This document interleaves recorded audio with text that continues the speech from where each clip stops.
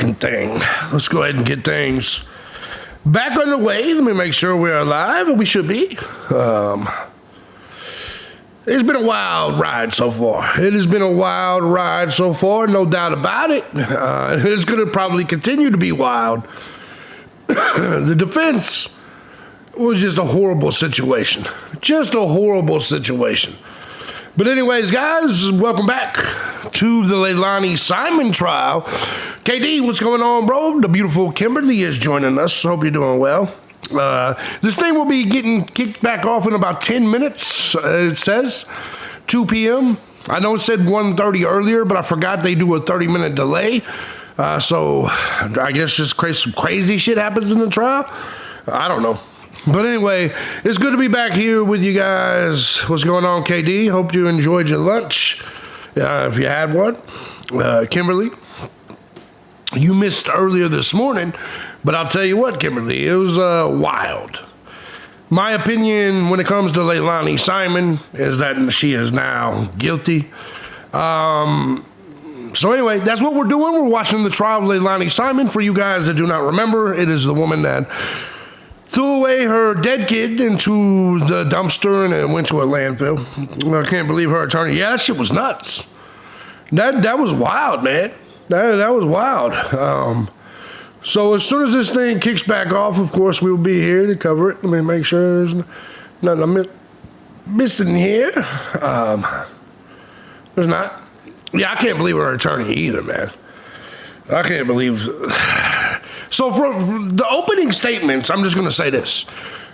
Anybody that didn't see part one, which this is part two. Part one we did earlier. LEILANI Simon is cooked. The prosecution came out with the most convincing opening statement I've ever seen. I went into this, once again, innocent till proven guilty. They convinced me minute one, almost in the first hour, I would say. So, I know a lot of you guys got a chance to see it. I hope, it sounds to me like everybody that was watching it is convinced she's done it. A lot of you were convinced before the trial even started, though. I was the only one, I think, that was like, probably a child neglect leading to a death. No, not now. I believe wholeheartedly she murdered Lil Quentin. 100%. She's emotionless in there. There's just a lot of craziness. And so we will be kicking things back off. I'm waiting on it right now. So we probably got about 8 minutes till it all starts. If you guys are coming in late, you guys might want to watch the first part. But if not, you can, watch this obviously with me. It's just been a wild show, As we get things kicked off, if you guys want to support the channel, as always, links are down below. I typically won't take breaks to tell you guys that during all of this. So thank you to the people that hit the tip jar during the first session. Thank you to people that made during this one. It's all good. Dog Lover says she's toast with her boyfriend going with the state. Yeah, and I think that's what we're going to see. I think that one of the first witnesses that they're going to call is going to be her boyfriend. She tried to throw him under the fucking bus, and I ain't gonna lie. Because she did that, she deserves everything she gets. Her attorney gave nothing towards the defense, nothing. So it was a 3-hour, basic 2.5-hour opening statement for the prosecution. The defense came in, gave 5 minutes, and was out. And all he basically said was, hey, this is all some bullshit and rumor. Let's do lunch. You know what I'm saying? Like, it was so crazy. It was so crazy. Like, I don't even know what to fucking say in regards to it. So, hopefully, this thing says 2 o'clock. So I'm sure they'll kick it back in anytime here. It's just wild, man. Wow, we'll let some more people come in here. I don't even know what to say. I ain't never seen this brutal of an opening statements. Like, I've watched a lot of trials in my day, but this one was wild. Can the judge do something if she notices the public defender throw in the towel? Technically, no, actually. But it would give Leilani a reason to appeal, which I'm going to be honest, man. I have a feeling that somewhere along the lines of this, I think she's borderline confessed. You know what I'm saying? What's up, P-Vox? Lemueres, so that neighbor too, though, didn't she find one of the babies naked playing in her dick? Yeah, but yeah, technically. Yeah, I bet the neighbor testifies 100%. And you know what? That is why I initially figured it was just drug abuse and neglect. That I didn't think Leilani Simon murdered Quentin. I now think Leilani Simon murdered Quentin. Initially, I thought it was just a dope fiend whore that was young, didn't know how to parent, was neglecting her child, sleeping because she was doped up, and maybe the Quentin, something happened to him and she just covered it up. I was wrong. I was definitely wrong. I thought neglect 100%. And it still might be that, but I'm leaning towards murder. No question about it. I'm definitely leaning towards murder now. She always gave me a real nasty vibe. Yeah. Then she covered it up. Yeah, the covering it up thing, I think a lot of people would do, even if it was an accident, but they have proof of blunt force. Yeah. I'm going to be honest with you, but that could have happened with a fall, right? So I'm going to look. It's still possible there was an accident through neglect and she just covered it up. Because like I said, if it was me in her position, I would have covered it up too. I wouldn't have probably thrown him in the dumpster. Like I would have went and buried him somewhere.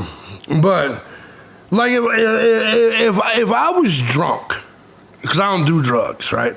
If I was drunk and I was in charge of my baby, and I was young, in my 20s, and like some accident would have happened while I was drunk and passed out, I wouldn't have, and I knew the baby was dead, I wouldn't have called 911.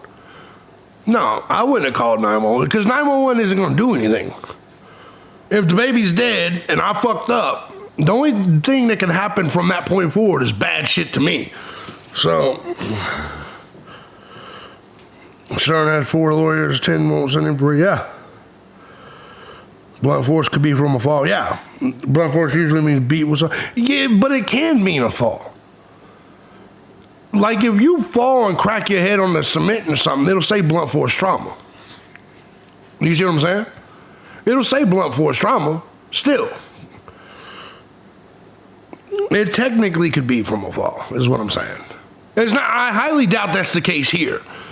I have no doubt at this point in time that Leilani was all fucking pissed off because she wasn't getting no dick.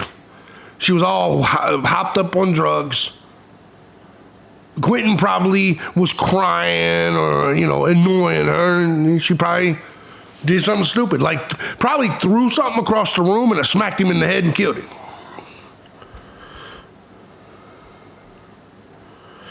Yeah, and I think that could be a problem if they can't tell us what the murder weapon was, or do you see what I'm saying? That could be a problem. Because let me explain this to you. The blunt force couldn't that have came from the dump truck? Couldn't. And see, this is where the problems come. Technically, couldn't the blunt force trauma have came from the dump truck? I mean, fuck it, cut him into pieces. Smashed him into pieces and shit. So technically, it still could happen the way I initially thought it would, but I doubt it. Hey, what's up, Mike? Now, her other kids have no mom or fathers. Yeah. Yeah. No, she was definitely a dumb bitch. But I don't know, man. Just for me, I just, I feel like, is it one of her sons is with the father? Yeah, with another father, yeah. Yeah, because it was three of them, 3 different fathers. The others with the state, yeah. And Quentin was obviously dead. We got 1 minute, it looks like. It should be starting at 2 p.m. It's more than neglect. You're probably right. You know, just my gut feeling going in was neglect, accident, cover-up. Now I'm leaning towards murder. And grandma's locked up for contempt. Yeah. Well, yeah, grandma's a fuck-up anyway. Grandma's more of a fucked-up person than LEILANI. I mean, once again, I don't know for sure she did anything other than cover-up. The disposing of the body. However, right now, it looks like she killed. What's up, Kai? Said just joined, hoping you feel better. Thank you, Kai. I'm still sick, but I wasn't going to miss trial. Yeah, I don't know how they gave it to her in the first place either. I mean, bitch was a drug addict, a thief, and a prostitute. You know what I mean? Like, which, by the way, you know, I don't automatically judge people for prostitution. Thieving, I do. I actually find thieving to be one of the most disgusting things someone can do. There's 3 crimes that I hate: thieving, rape, and child molestation. Any other crime, I can reason with you and say, all right, I can see how that could happen. Even murder sometimes. I can't stand a thief at all. At all.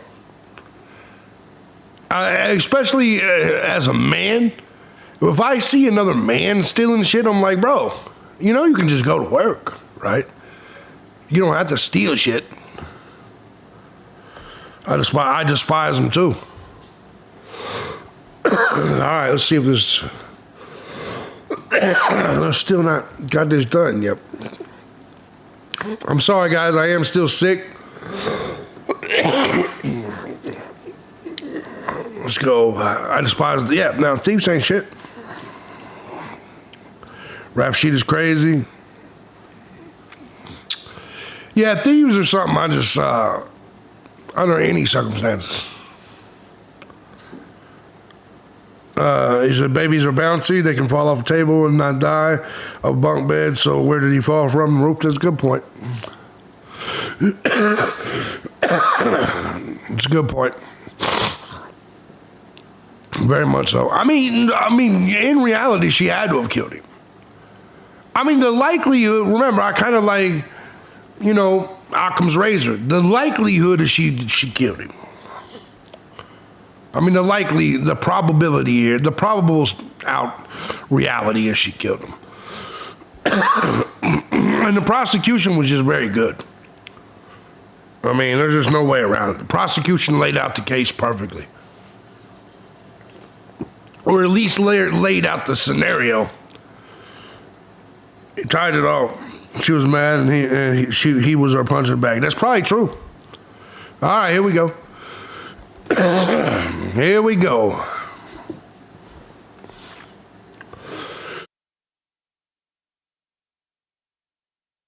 I am sick. I will try to mute every time I cough. But either way, good to be here with you. She has no emotions to baby. Nah, she has none.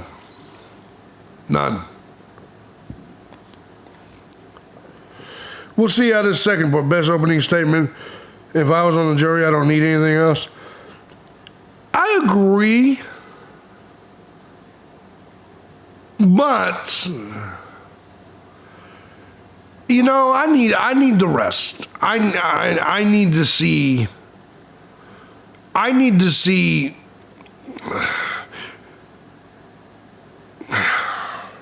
Right now, I would go guilty. But let me tell you what the defense could do. The defense could come in here and prove that it's all speculation. If the defense is any good and they lay it out and they prove, hey man, this is all speculation.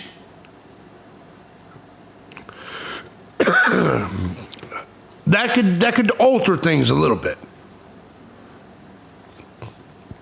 Or they could come out and say, look, man, an accident happened. Here's what, it was convincing. Like, I would probably go guilty right now if I was in the jury. But I also haven't, I don't know what Jose Baez is. I personally,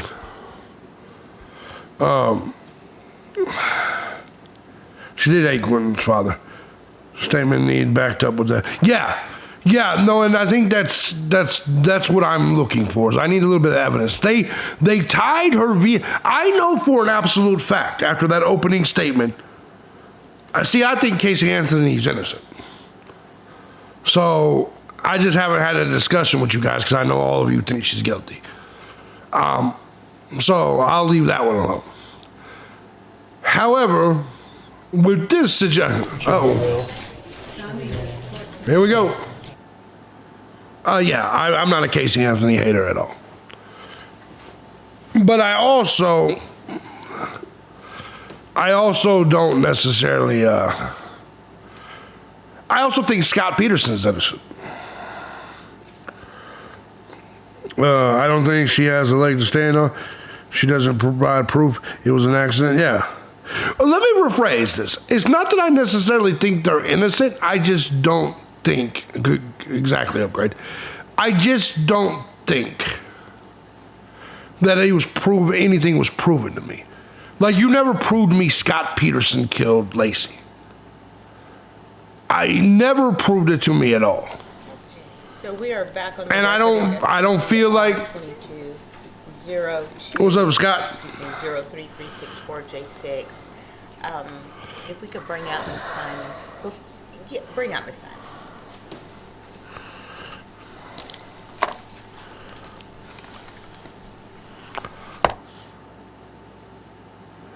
All right, here we go. How can you prove it was an accident after the fact, especially if your word is trash confirmed? Yeah, I know. That's the problem. But she doesn't have to prove it. The state has to prove that she's guilty of murder. And that's what I think a lot of people, seems like a tame Sharkeisha, yes. Well, we could do an entire show on those two comments, JB. Yeah, look, all the women hate.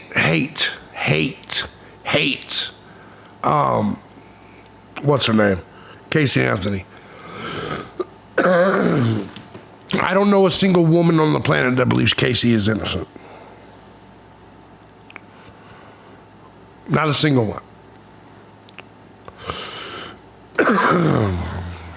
It's just kind of the way it works. And just like before this trial, there's a reason we have that gut feeling. No, I don't believe in, no. I don't believe in female intuition. You know what I'm saying? Do you know why I don't believe in women intuition? Simon is present in court with her. Do you know why I don't believe in women intuition? Because I've gotten away with too many lies and cheating 100% of the time. I've never been caught. If women's intuition was so great.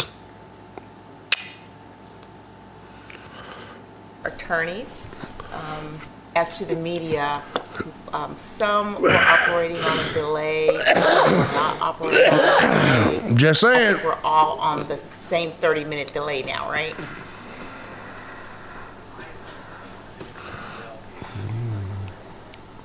Awesome.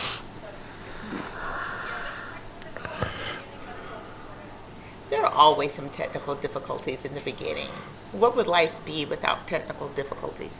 So everybody's running on the delay. I don't think we have any other issues with regards to the media. Thank you.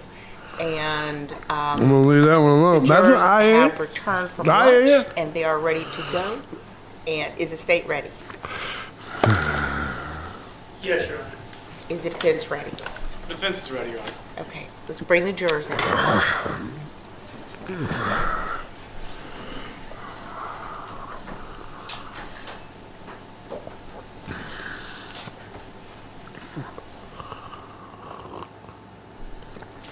All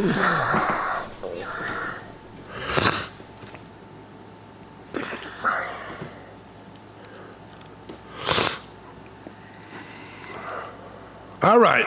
Come on, bitch. Let's get this thing started. Yeah, she is sloppy right now. What the fuck is going on now? They having technical difficulties? That ain't me, right? That's not my shit, right? No, that's their shit.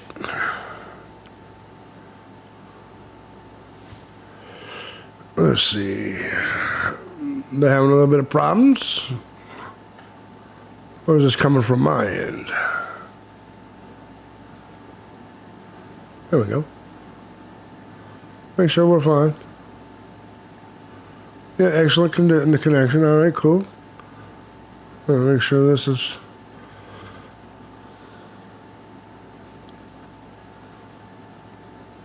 All right, we're back. All right, cool. No, I fully believe it was the robbers. Yeah, he could have hired somebody. All right, we're good. He said, did anyone else get that 4x4s? I don't know. I'm just waiting on their sound to come back on. Said, no, I fully believe it was the robbers that she caught. Yeah, I believe that's possible as well. But I'll tell you,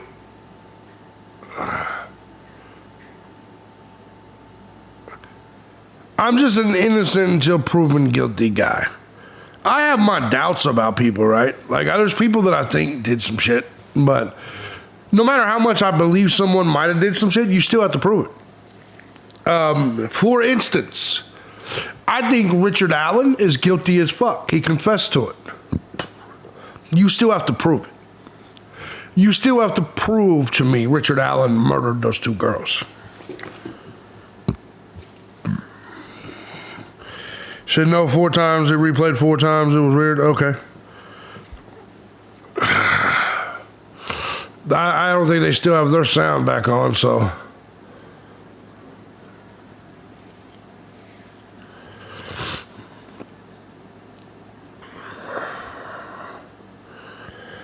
Being uncouth doesn't make a person guilty. Exactly. Nope. That's why I laugh at the people with the P. Diddy shit. They must be dealing with the jury right now. They have to be. Let's go ahead and... yeah, they have to be dealing with the jury. They have to have it muted on their end. So... but... yeah, things are on... There we go. The jury, welcome back. Hope you Here we had go. a good lunch break. Yes, ma'am. And I Exactly trust that what you it's- are all able to comply with my instructions not to research the case and not to discuss the case. Yes, ma'am. Yes, All you're right. And for the record, everyone has either nodded their heads or responded yes. And with that, we're ready to get started. Mr. Dean? Your Honor, the state calls Sergeant Bobby Stewart. Now, the case was just fine for us all morning. They're just muting for specific moments.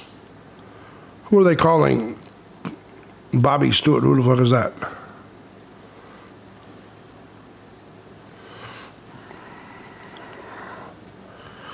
No way that judge is real hair. No, I agree.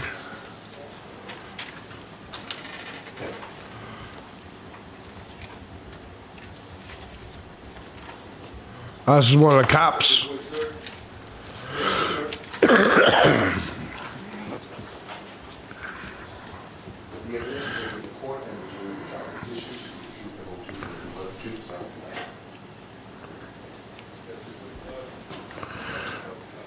Yeah.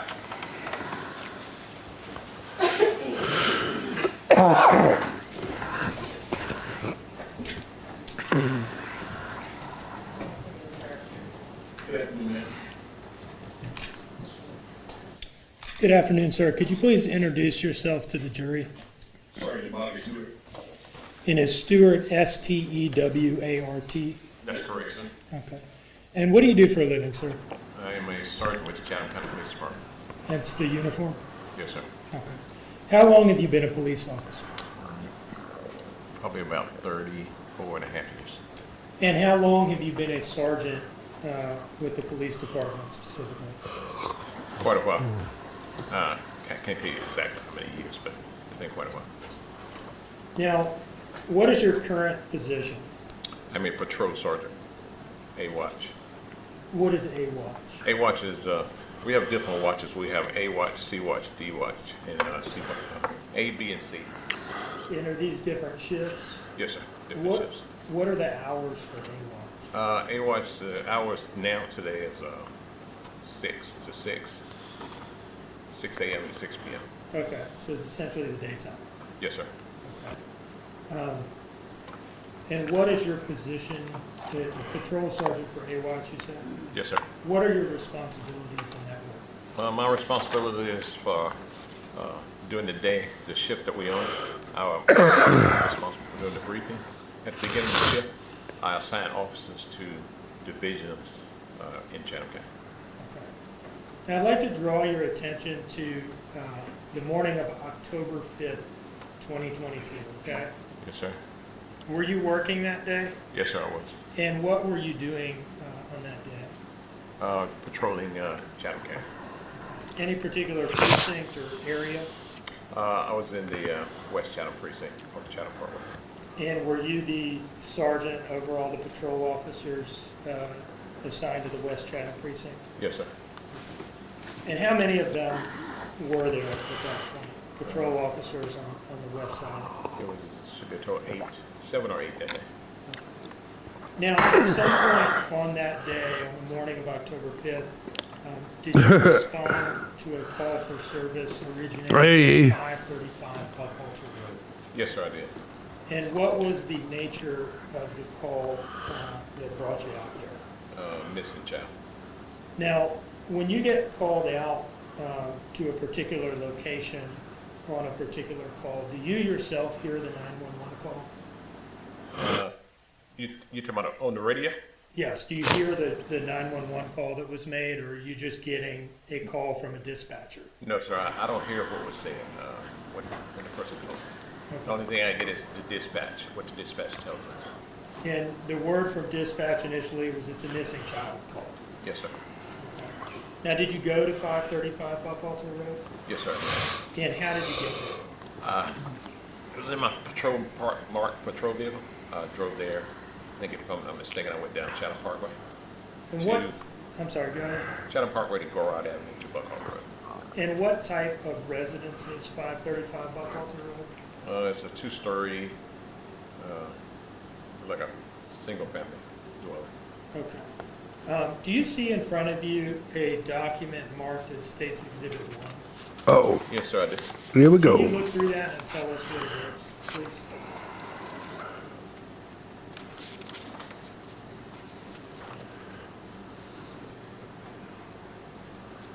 It's,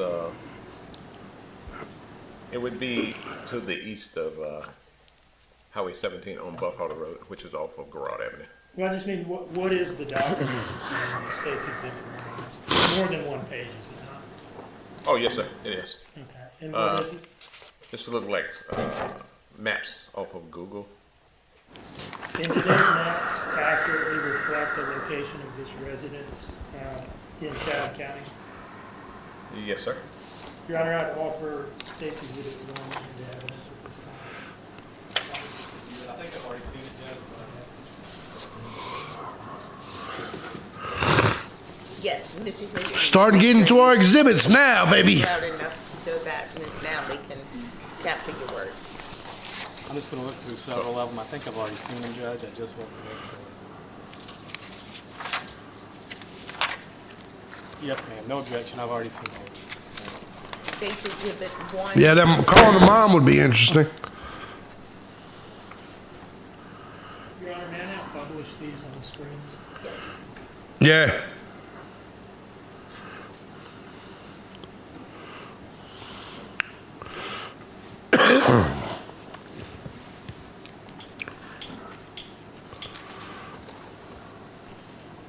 All right, I'm on slide 1 here of States Exhibit 1. This is the, I guess, Savannah, Chatham County metro area. Yes, sir, that is correct. And is 535 Buckhalter marked on this, this map here? Yes, sir, it is. And can you step down and just point to us where that is in here?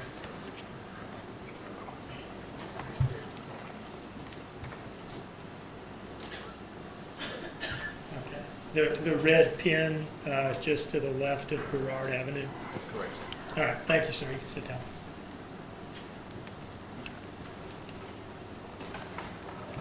Now, moving on to slide 2, this is a beat map of Chatham County Police Department, beat 7, correct? Yes, sir. And beat 7 is further broken down into a number of neighborhoods, is that right? Yes, sir. And is 535 Buckhalter marked on this map as well? Yes, sir, it is. And what is it marked by? It is marked by Buckhalter and Garrard Avenue. Is it that red pin there that we see? That is correct. Okay. And 535 Buckhalter then would be in the Garrard Buckhalter neighborhood of beat 7, correct? That's correct. Now, moving to slide 3, what are we looking at here? Slide 3 is showing Buckhalter Road. It's also showing the residence where we responded to. Okay, that's marked by the red pin. That's correct, sir. And finally, slide 4, what are we looking at here? Slide 4 is another photo of the residence, but it's a closer photo. Okay. Now, when you responded to this resident, you mentioned you showed up in your patrol car. Where did you park? I parked in the driveway just outside of the gate. Okay, so the jurors can't see what you're pointing at on that picture, so if you could just step down and tell us where you parked. Driveway here. I came in and I stopped just short of the gate. Okay. And you can have a seat, sir, thank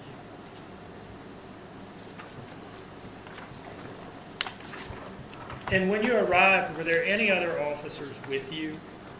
Yes, sir. And who were There was 2 other officers that came in behind me. Corporal Jefferson, and then the others also I think was Boss. Okay. Daniel Voss? Yes, sir. Okay. What about Philip Gormley? Was he there as well? He came in right behind them. Okay. And when you arrived, did you make contact with the defendant?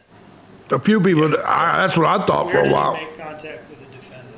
Just as I walked through the gate, they were walking towards the gate. And who's I'm gonna that? smoke. I saw a female, the lady sitting here with the glasses. Okay, the witnesses identified the defendant. And And, what other, aside from police officers, what other people were on scene at the time that you arrived? Myself, you talking about officers, sir? No, other than police officers, what other people were on The scene? people that I saw the young lady there, I saw a male subject, which I later found out was her boyfriend. And there was a little small child, and there was one more person standing back behind them. Okay. I think And that was was her it brother. her brother? I think it was her brother. Okay.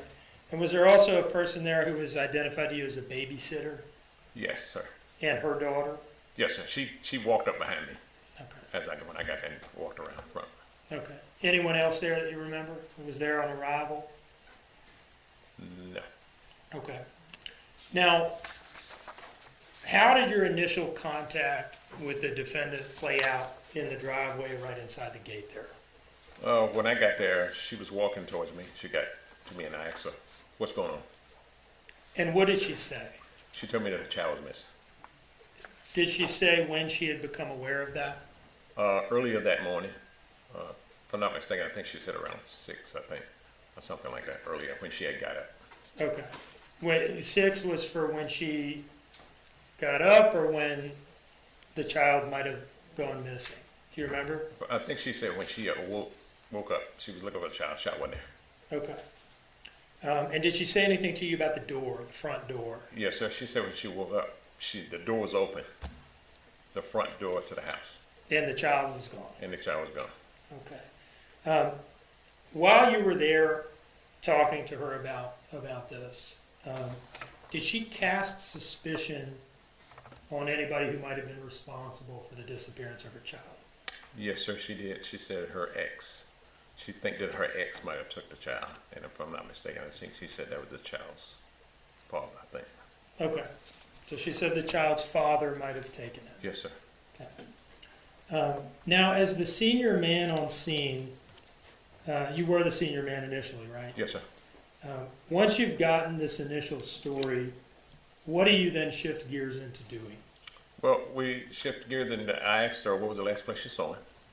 And she told me in the bed there. And then the front door, we assumed by him going out the front door. If he went out the front door, then it could have been the front yard. And then there was woods behind the house.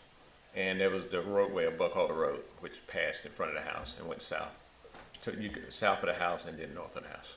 Did you task out some officers to search the house itself? Yes, I did, sir.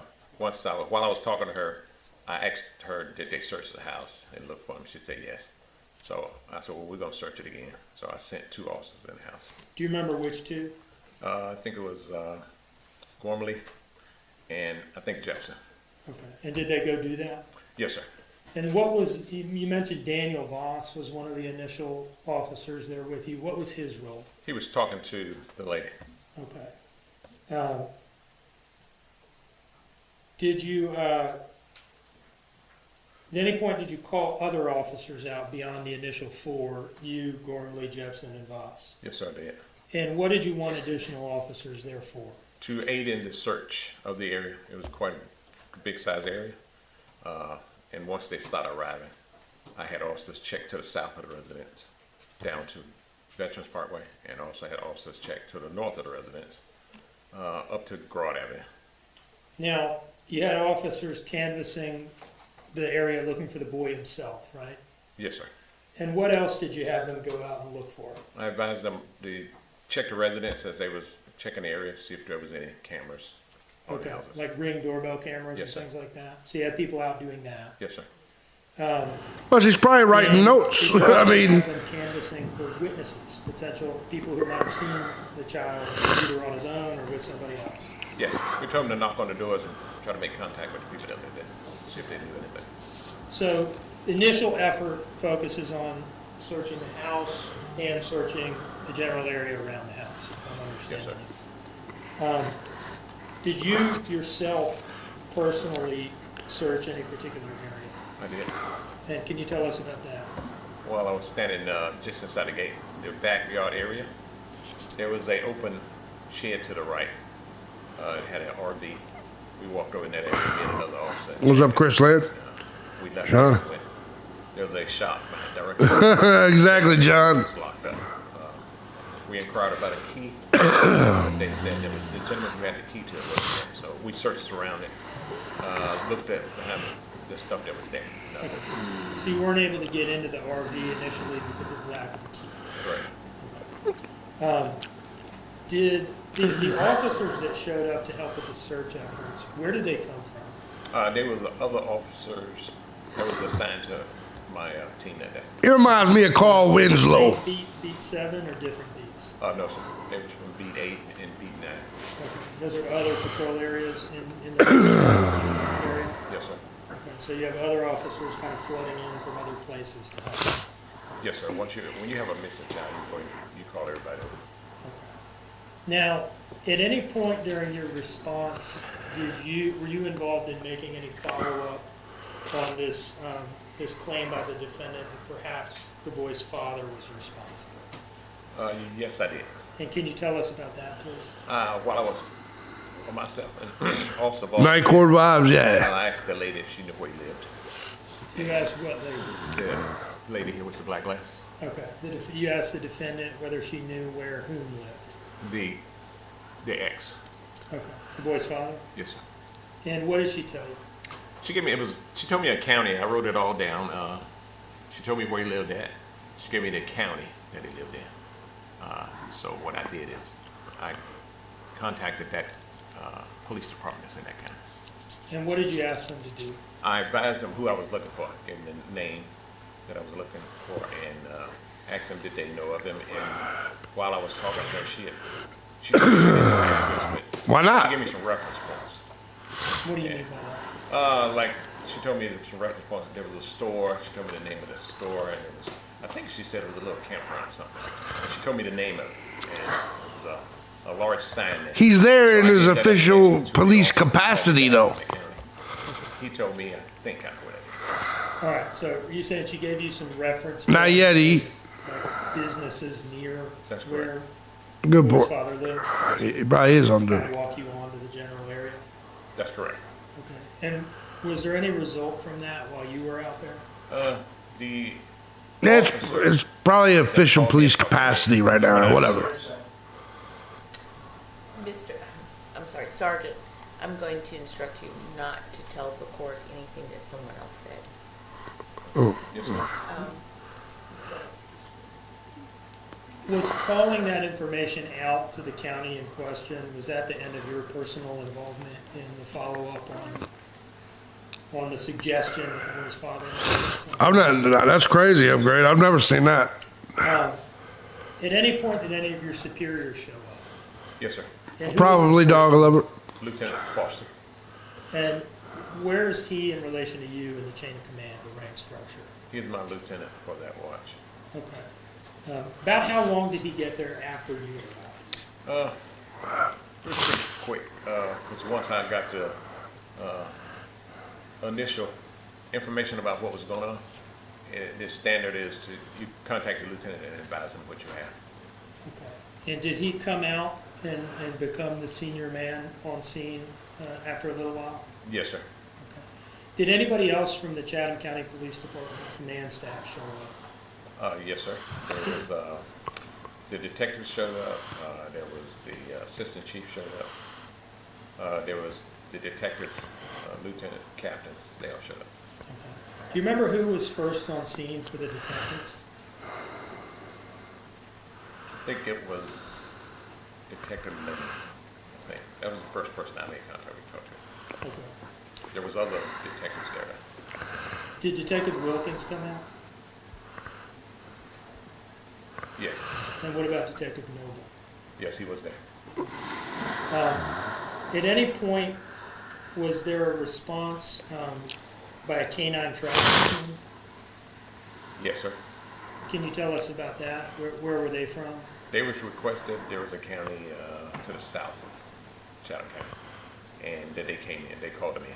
I think it was around Reedsville. And when they arrived, what did they do? I mean, that makes sense, though. In Upgrade. the front yard, and Upgrade's basically saying so they don't get special treatment due to their position. You know, it makes sense. they was talking to the lieutenant, and I guess after that, they went and did a search. Now, you mentioned that We're gonna change shirts, man. It's getting hot. after some time, right? Yes, Now, once the detectives show up, who's in control of the scene? detectives. So at that point, they took control and sort of relieved the patrol officers of command? Yes, sir. Okay. About how long were you at the scene total? It was quite a while. Probably, I would say probably about 2 hours. Now, you mentioned that the defendant, her boyfriend, and her brother were present at the scene when you arrived, right? That's correct. Now, at some point, were they transported to headquarters for questioning? They were. And were you involved in that in any way? No, sir, our units were. They assisted the detectives. Do you remember who that was? I don't know that. Now, after your involvement at the scene concluded, were you involved in any other organized searches for the missing child? I did. Can you tell us about that, please? Once I left Buckholder Road, I was advised to go to the church. There's a church that's located on the corner of Garrard Avenue and Lewis Mills Boulevard. And what was happening at the church? At the church, they was having other resources coming in to do the search. Other officers were coming in, and I think they had a civilian search team that came in. Okay, what do you mean by other resources coming in to do the search? When they have something, and when they have events where they have missing children, they are calling in other agencies and ask for assistance. Sheriff's Department, and then you just have a lot of other people come in and help us aid with the search. And when did that search take place? And It's smart. It's a smart move. It took place, If I was a cop, I'd wear my shit to the divorce court too. Buckle that came down. All he did It's a smart move though. I think we had a representative from SEMA that was there too. SEMA being Chatham Emergency Management Yes, sir. Agency or authority or something like that? That's correct. Okay. Roughly how many people were involved in this search that you're talking about that originated at the church? I would say there was probably about 50 people there. And what were y'all doing? Well, once they got into the church, they briefed them on what was going on, and they briefed on the areas that they wanted to search. And what happened after that? And once that was over, they broke up in groups and they searched the area. Everybody had a particular area that they were responsible for? I mean, And how long? to be fair, he's being called to the stand as the responding officer. So even if he was wearing khakis and a t-shirt, the jury's gonna know he's a cop because that's what he's here testifying as. You know what I mean? Were you doing that? I would say probably another hour and a half. Okay. What time of day are we at this point, It's, roughly? it's getting dark. It's late afternoon. And when had you initially arrived To the church, where? to the residence in response to the initial call? It was,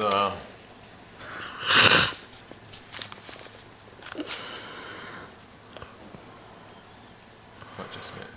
Sure. 9:42.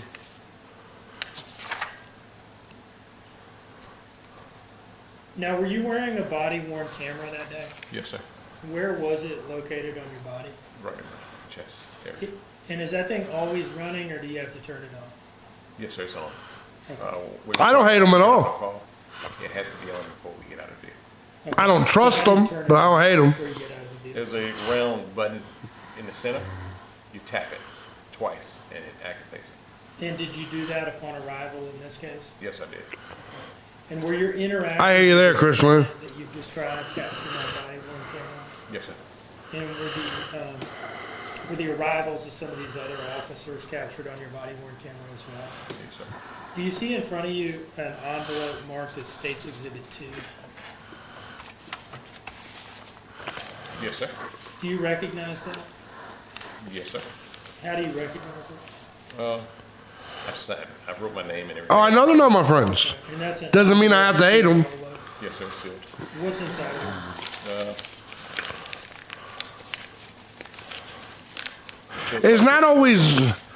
It's not always black and white. Like, that's where me and you disagree heavily, Upgrade. Like, you don't have to either love or hate. You could just be indifferent on some shit. I don't trust police. I don't want them around me. I don't talk to them. I don't deal with them. But at the same time, without law and order, without the police, there'd be a lot of fucking shit going on. There'd be a lot of shit going on. A lot more crime than there is. A lot more. And that's just kind of my position. I don't think it's got to be one or the other. I don't think you just have to hate them or love them. I think I personally understand the need for them. You got to remember, you're talking to someone with 3 felonies for assault on police. Does that make sense? Just as I've grown, I'm like, law enforcement is required. It's needed. It's necessary. Because without it, the criminals would completely take over. I truly believe that.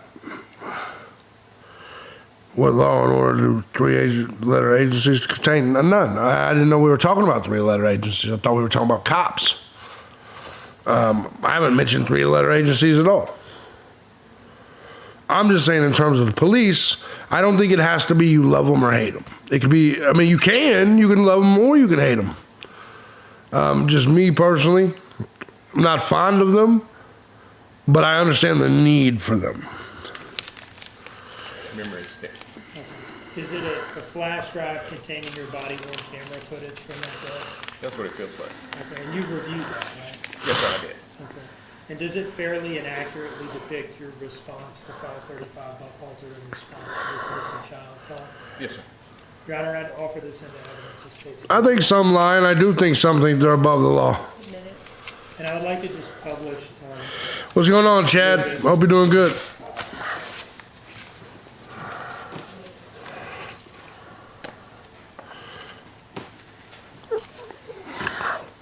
Yeah, I don't know. Yeah, I don't know what he was saying.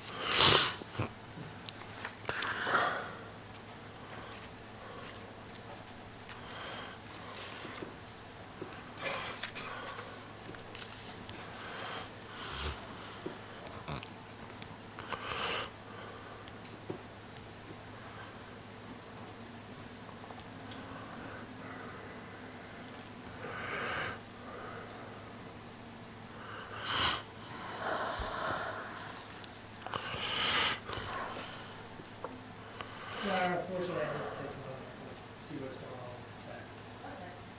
So why don't we take this off for a short break, 10 minutes? The time now is 1:10. Let's come back. Is it 1:10 or 2:10? I need to put my glasses on. So we're gonna come back at, at 2:20, okay? What the fuck? All right. I mean 220. Shit.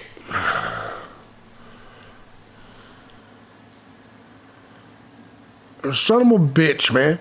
Now they gotta fix the tech. Ain't that a bitch? Yeah, it's not gonna be like last time. It's probably just gonna be a quick second. They gotta fix the tech, and then they'll come back. They said the defense got a shit again. Yeah, it'll be something. You see that a lot with these cases, man. Yeah, it's not going to be like a break, like a lunch break. It's just going to be they're going to fix the tech real quick, I assume, and then come right back. Sharkeisha Judge sure loves her breaks, yeah. Yeah. We'll wait. We ain't no fucking choice. Ain't no choice.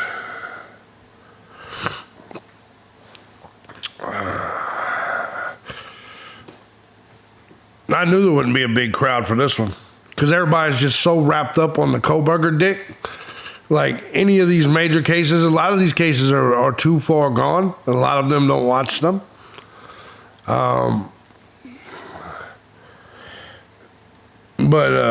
another judge, Bev breaks, yeah.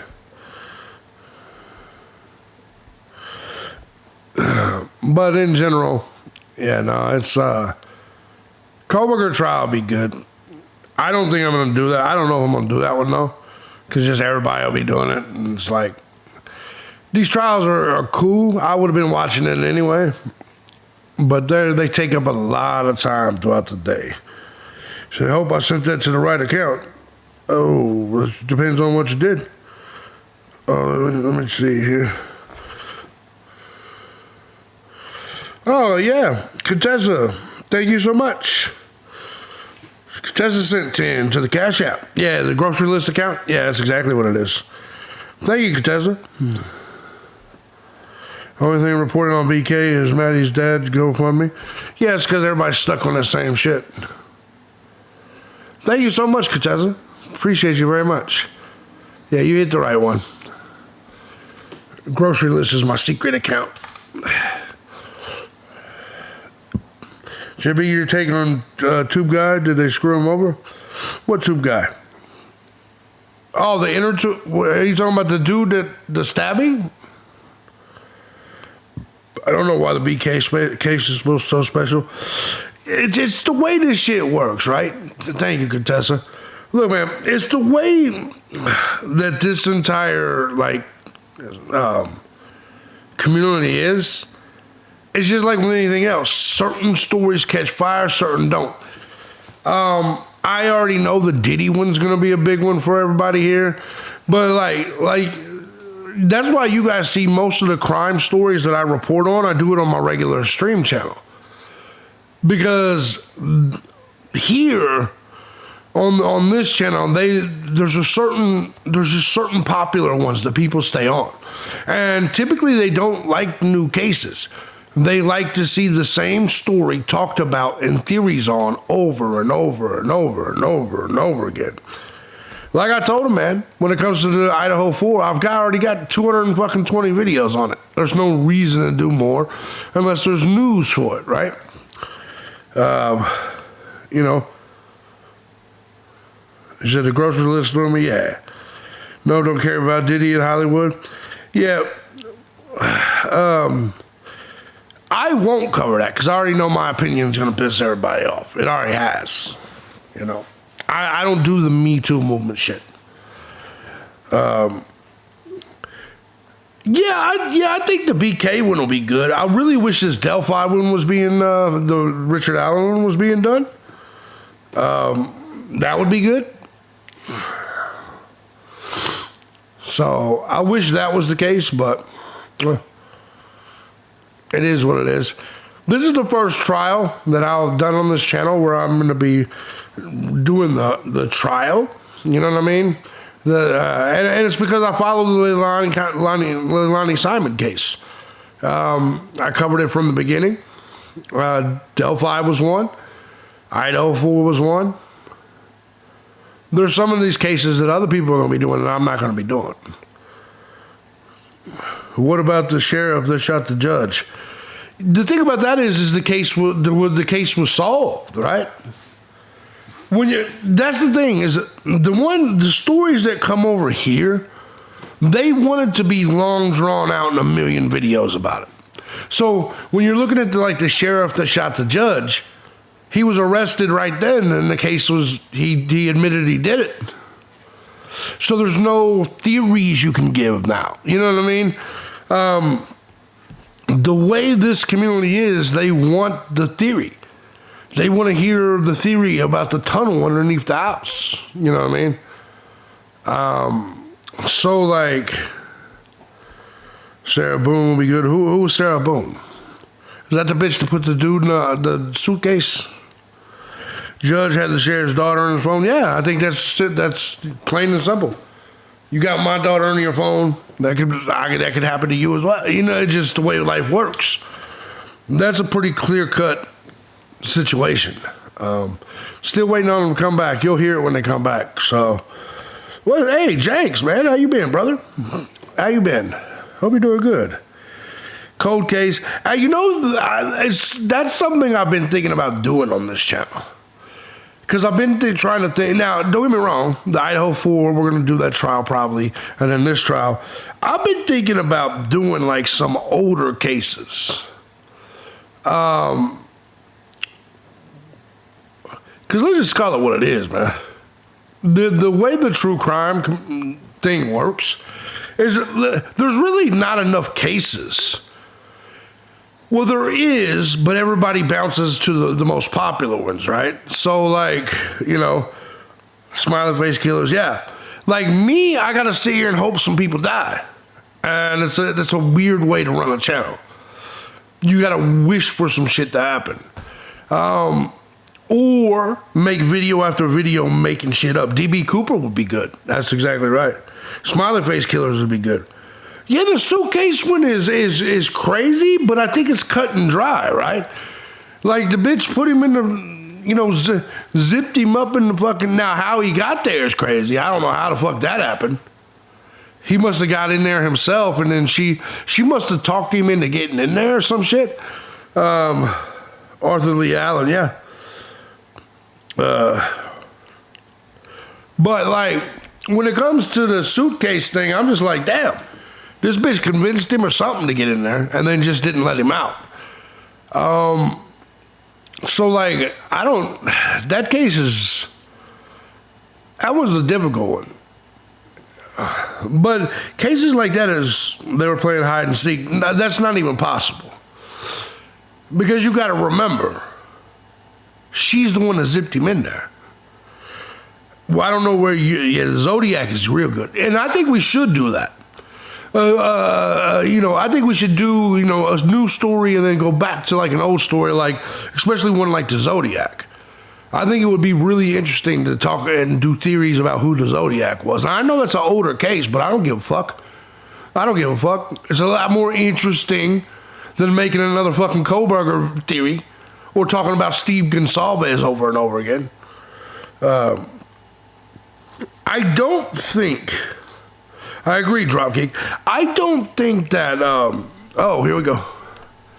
Okay, so we are back on the record to understand. Sebastian case will be a boom ending. Yeah, I don't know what's going on with Sebastian. My grandfather don't start. I'm plugging it back in again. They definitely weren't playing hide and seek, man. That is the I don't think you know the way hide and seek works. Hide and seek, you don't let the person hide you and then have them find you, because they're the ones that zipped you up. that I know, unplugging. Yeah, I don't know what happened to Sebastian Rogers. Right now, Sebastian all drama. Yeah, no, it's been that way for a while.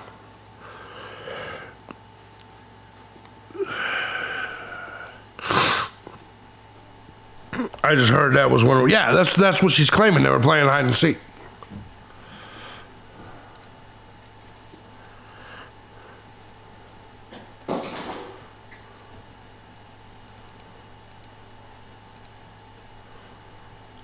Love your hair, Judge. Yeah.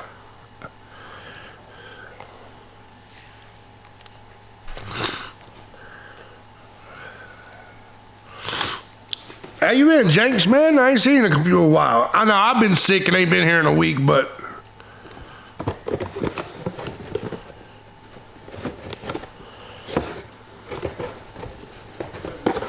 All right, thank you, Deputy Solomon. Please have. Didn't know you were still around, brother. Thought you disappeared. Fly, little starling. Yes. I'm going to publish a portion of State's Exhibit 2 by playing from the very beginning of this video file, and I will state for the record when I stop the playback.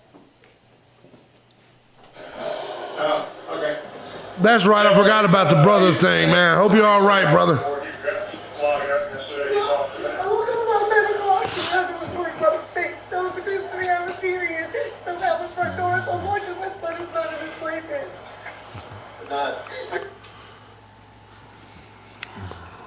I've stopped the playback at 9:54:45 on the timestamp. Yeah. Top right corner. Now, Sergeant Stewart, that timestamp in the top right corner of the frame, does that reflect the time of day it is?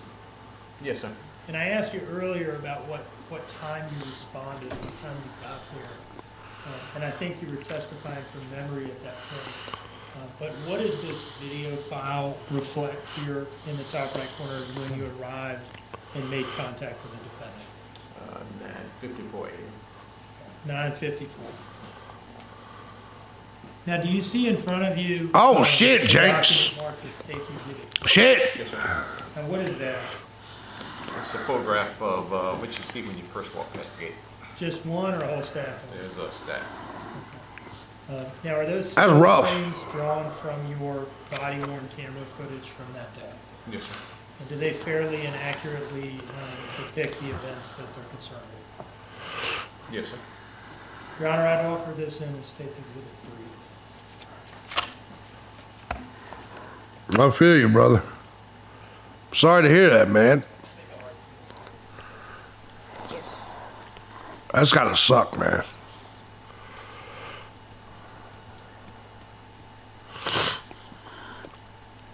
She should have said, I mean, she would have been just as good off with saying aliens abducted him. I thank you, Contessa. Thank you so much, Contessa. I'm pretty sure I did, but thank you. Thank you so much, beautiful. Appreciate you. And understand that Exhibit 3 is a composite exhibit. Yes. Okay, thank you. Admitted. Would have been less suspicious, yeah. And may I be seated to scroll through these and question these? Thank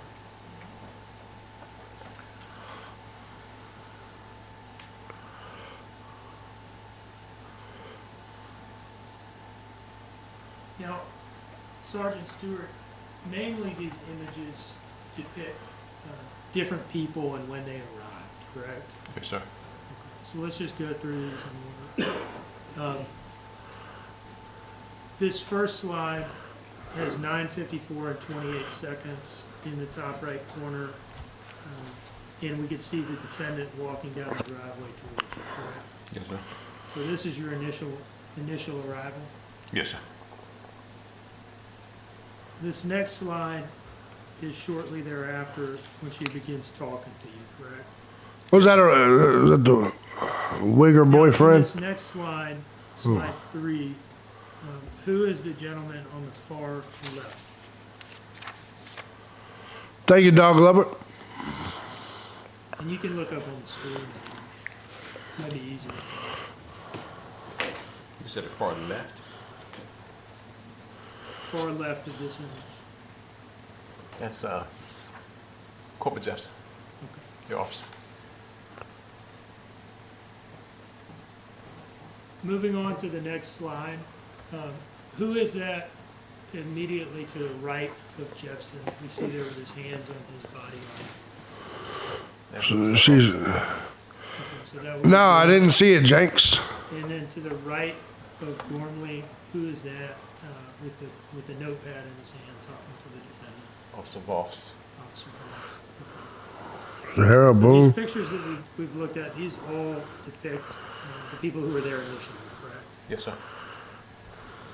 Moving on to slide 5. This is what time?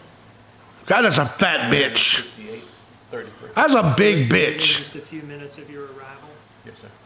And who is the gentleman with no shirt there in the middle? I think that's our brother. Okay. And then the woman to the right in the image standing alongside the white vehicle, would that be the babysitter? Yes, sir. Okay. And it's difficult to make out in this picture, but is her daughter standing right on the other side of her? Yes, sir. Now, what time is this next slide? 58. All right, so how long after your initial response would this be? These two teams. 14 minutes. Okay. And who's that in the middle? Is that Officer Voss still? She's pregnant, right? That's the neighbor. Yeah, that's the neighbor. Okay. And who is that looking towards you? That is the All right, I gotta save Jenks. Carlson? Yes, sir. Now, had she arrived since the initial response? Yes. And what was her role there? She was tasked to do a search. Okay, so is she one of the officers that you tasked out to look elsewhere? That's correct, sir. Now, who is this gentleman? Lieutenant Foster. Yeah, I think so. Does this slide Well, here it depict is. the approximate time of his arrival on scene? Thank you, Jenks. Yes, sir. And that is 11 minutes after 10? Yes, sir. Okay, so that'd be about 15 minutes or so into your response. Yes, sir. In this next slide, is that Corporal Jepson on the left there? Yes, sir. Not the far left, but the Grab me a soda. person that we see right there. Corporal Jepson. And who's that in the middle? Officer Zerke. Zerke? Yes, sir. And where did she come from? From B8, And what Georgetown was- area. Say again? B8, Georgetown area. And what was her role when she arrived at the scene? She was tasked to search the area. The next slide, we're at 16 minutes after 10. Who is this here? It looks like Officer Naranjo. Naranjo? Yes, sir. Okay. And where What's did up, you- Sean? He came from Beat 9. What was his role? He searched the area. Now, in this next slide on the far left, is that Lieutenant Foster? Yes, sir. And who are those other two police officers? That is Corporal Eam, the one facing. And I think that is his trainee. Okay, what was his name? I think it's Laurel Stewart, I think. Okay. And did they show up to search as well? Yes, sir. Moving on to the next slide, this is at 10:22, correct? Yes, sir. So this be just under half an hour into your response? Yes, sir. Okay. Who is this that we're looking at here? It is Latoya Brown. Miss Say Brown. again? Miss Brown. Okay. Latoya Brown? did Yes, you sir. say? Okay, and what is her role? She looked like her name is Brown. She's a Hard-faced bitch, exactly. she goes around and takes notes. She calls. She goes around Makes and- reports. When people want to report, that's where it doesn't require a police officer to go out and take like a theft or something like that. She goes out and take a. CRO. Okay. And what was her, Exactly, upgrade. She was requested there to come in to keep up with the notes. It was scribe. Bitch, come take our notes. That's what was told to me, scribe. But to me, she was just there to take notes. What was going on? What was said? Get out of here, bitch. Write down what you see. now the next slide, we're at 10:44, right? Yes, sir. So that would be about 50 minutes after you've gotten there yourself, right? Yes, sir. And is that Lieutenant? What's up, Foster? shitballs? It is. Who is that in the dark colored jacket there standing next to you? I think that's one of the detectives. Do you know which one that is? So she's a supplemental officer? Well, yeah, it is weird. Not on my head. What is happening between the two of them? I think the lieutenant's explaining to him Yo, the incident was going on. Explain it. let me give a shout out to my boy, Captain Jenks, who sent 25. Thank you so much, brother. Thank you so much, Captain Jenks. Telling What them information y'all have to this what, point? yes, sir, what information he has. I briefed him when he got there, what I had found out. You briefed. Thank you, Jenks. And then that's probably what the lieutenant's briefing him about what. Okay, so you would brief Lieutenant Foster when he shows up, and then Lieutenant Foster. I have to admit, old Willie is doing a good job. I understand everything he said. That's true. In the next, By the way, off topic, upgrade. Thank God for Leif Erikson. Because DNA results say that Columbus was a Jew. We'll talk about that tonight on the live stream channel, brother. We'll talk about that tonight. slide, who is that in the tan? I'll leave that alone for now. A detective, and I think that's the Thank you, Jenks. Noble, I think that's it. In the next slide, who is this? Lieutenant Thompson. So you see what their next Slide, narrative is going to be. I'll leave that alone for now, upgrade. Assistant Chief Shooter. Yep. and who is this in the next slide? She's the lady that does the news. Just real. No, I'm not bullshitting you. Just real quick. Just real quick. Yeah, that's the attention's over there. Live there. It depends on how long this goes. But there you go, upgrade. Jewish and Spanish. Let's get back to this. News releases and media releases. Public Information Officer? Yes, sir. And what was she there for?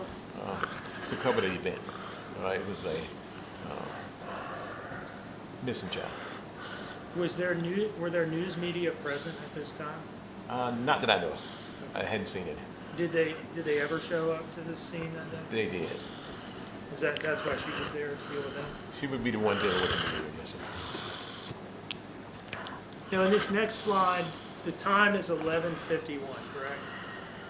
Crazy world, huh? So this would be almost 2 hours into the police response to this scene. Yes, sir. Now, who is that? We lost like 20 viewers the minute I said that shit. Marine patrol officer? Yes, sir. What do they do?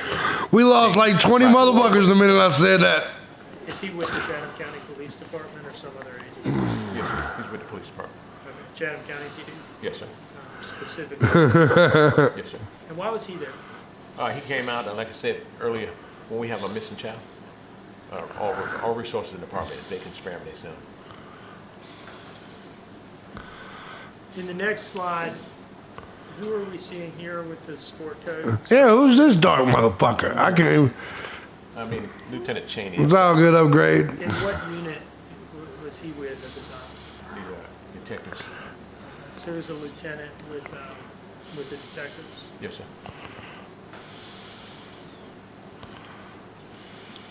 In this next slide, it's noon now, right? 12 o'clock? Yes, sir. So we're a little more than 2 hours in. Yes, sir. And who is that walking across the yard there?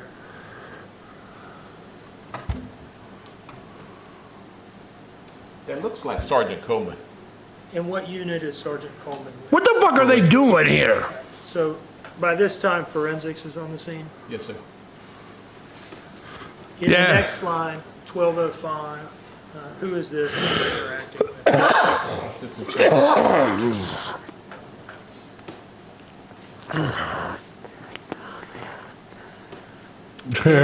In the next slide, do you see a number of police officers in the blue shirt of the Is there any Caucasian police on this in this police force? Like, is there any European police officers with this fucking shit? What the fuck? I swear to God, I'm never going to Savannah. So yeah, Jim, let me get back on my feet a little. I'll put some stuff together for Zodiac or DB. Yeah, hell yeah. So I know, yeah, I'm a big Zodiac guy as well. Chatham County Police Department? Yes, sir. Absolutely, Who are these Jakes. other people in the olive drab and tan uniforms? I think those are the people. Not a that- white cop one. Yeah. Search dog. To the next one. What are we seeing? He said no Asian for sure. Yeah. You see detectives and forensics. Officers talking to them. And they're in the driveway of the Oh, forensic. Yeah, there's gonna be whites in the forensics. talking over the investigation. It's not really a Tyrone thing. There we go. Now, the gentleman in the foreground of this photo, closest to us, is that Oh, they caught him. Yeah. Lieutenant Cheney of the Criminal Investigations Division, who you talked Not about? the Zodiac. I'm talking about closest to us. Here in the great city. No, closest to us, They got a face in this? with his back to us. Oh, that's not. Yes, sir. That's Lieutenant Cheney. So that's Lieutenant. That's why I keep my Who ass is up in the that gray mountains. suit in the middle? That is Chief Halley. Chief of Police for the Chatham County Yes, Police sir.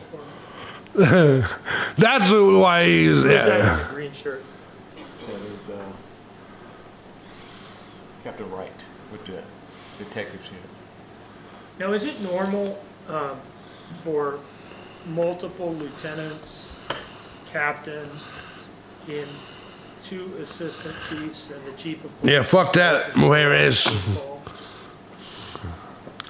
They show up on calls.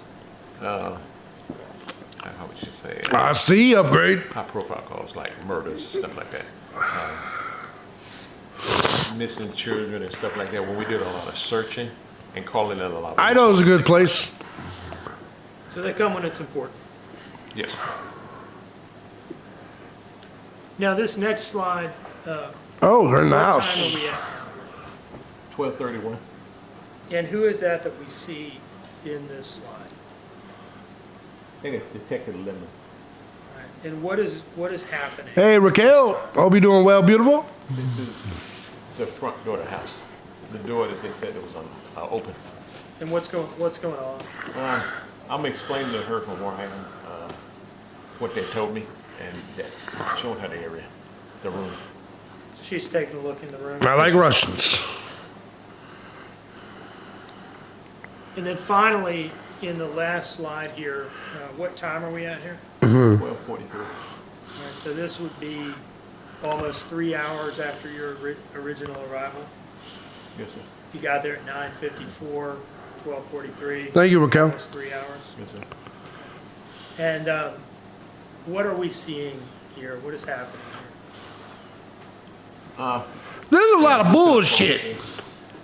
Captain Linder, Captain Wright, and There's a lot of bullshit going on. And that's Detective Lemons on the far right. We've spent 20 minutes straight just identifying each cop. I guess they all briefing about the case. They're talking to each other about the case. Okay, talking about the plan to take Very over useless. headquarters and conduct formal interviews. I think that's what they was doing. Let me ask you a little bit about the defendant's demeanor. Okay, I want to go back to. All right, now they're going to talk about the demeanor. All right, here we go. Suck on that, baby. Suck on that. Calls before. Yes, sir. About how many do you think you'd respond to? Hey, liquidation. You want a number? I can't tell you the Rough number. estimate. It's been quite a few, sir. Quite a few. More than 10, less than 10? Or more than 10. And have you had the opportunity to observe the demeanor of parents calling in that their child is missing and reaching out to the police for help? Yes, sir. What is it normally like?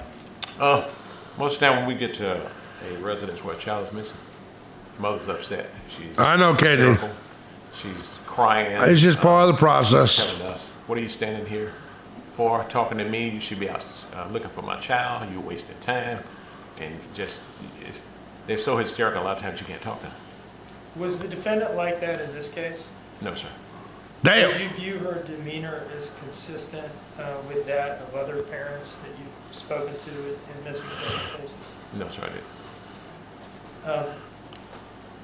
Let me go back to the first slide. I guess it's actually the second slide. Do you see this here? Yes, sir. All right. Now, does it look to you like the defendant is crying? Looked like she's trying to cry. Is that what it looked like to you, Damn. that day at the time? that she was crying? Damn. Yes, sir. Did it appear to you that she was actually crying or no? I mean, there was some, you could see there was some water on her face, but it wasn't like I told you, she wasn't hysterical. She wasn't crying, just crying out when you saw big tears coming out of her. 1 moment, please. Damn. Got her. You said it'd be over 6 feet. Yeah. Just a moment, Sergeant. Mr. Hilliard may have some questions. It's wide open. Yeah, easily a touchdown. It's true. And if you think about it, it's literally what we've been saying this entire time since this morning when this thing started. She doesn't seem like she seems cold, man. Remember when she was just looking straight at the camera and shit? She just looks cold. Or retarded. I actually think it's more retarded than anything. I think it's just retarded. So she didn't break and give it up. No. Yes, sir. Oh, here comes the defense. You were one of the first ones to respond on the scene that day. Maybe. correct? I'm gonna smoke. All right. I'm gonna go smoke. I'll be right back. I'm curious. You said you have 35 years worth of experience in law enforcement, correct? Yes, sir. So, in your 35 years of experience in law enforcement, and you arrive on a scene of a crime, what's one of the first things you've been trained to do? Go up and make contact with the complainant. Okay. And then what next? Talk to him, find out what's going on. Okay. And then what next? If I need to call in other resources, I do. Okay. Now, in a case like this where there may have been an abduction that took place or transpired, especially from inside the home, would you secure the scene? Yes, sir. That's what we had other officers to do that.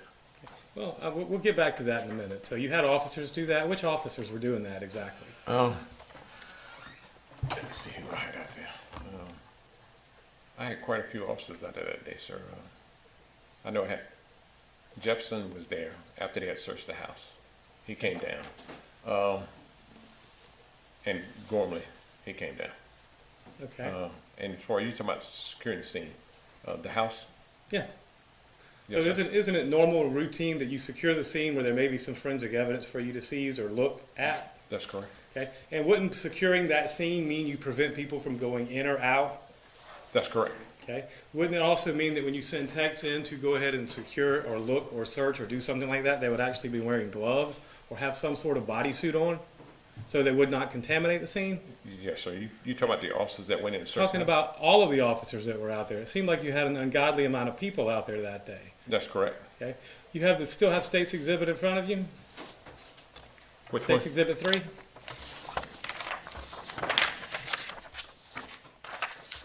This one? Can I approach this? Oh, this one. Okay, I get it. It's the big exhibit with 27 pictures. Okay. You got 27 pictures here in front of you that Mr. Dean just meticulously went over with, correct? Yes, sir. All right, let's start with number one. Number one was the first one, 954, right?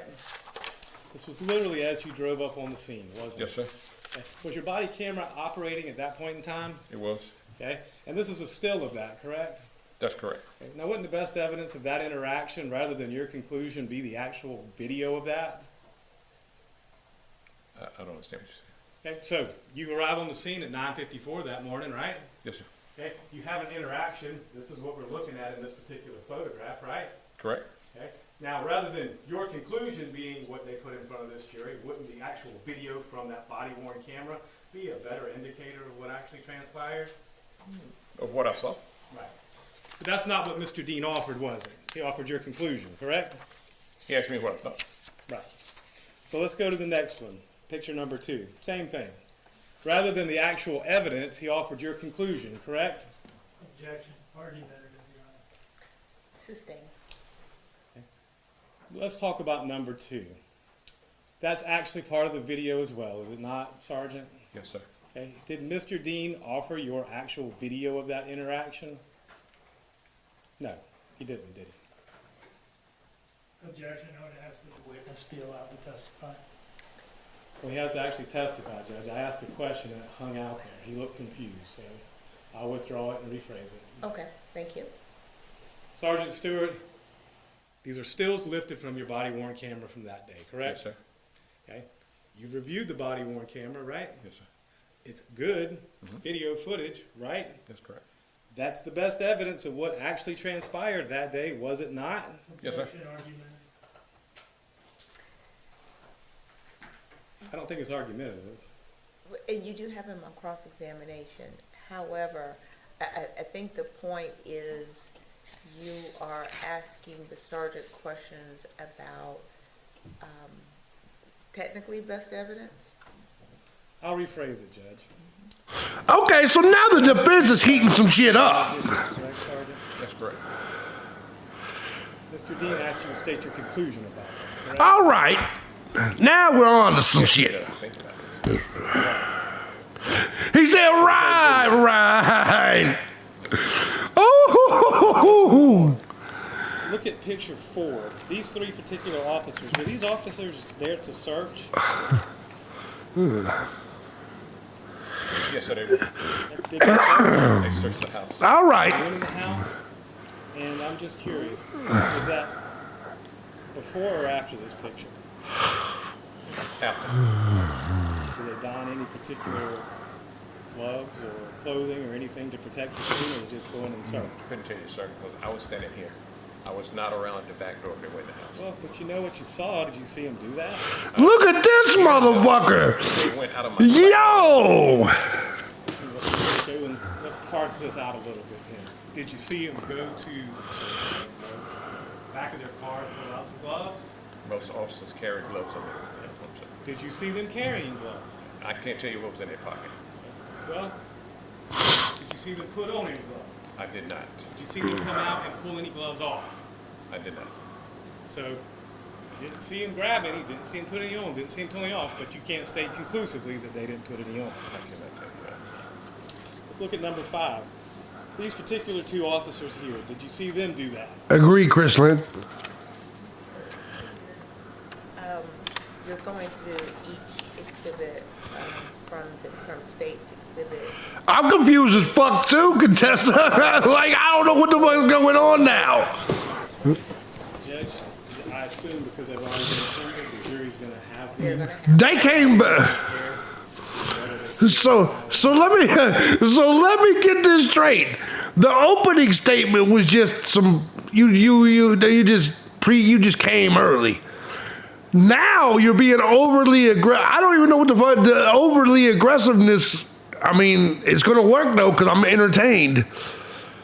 Like, So let's do it.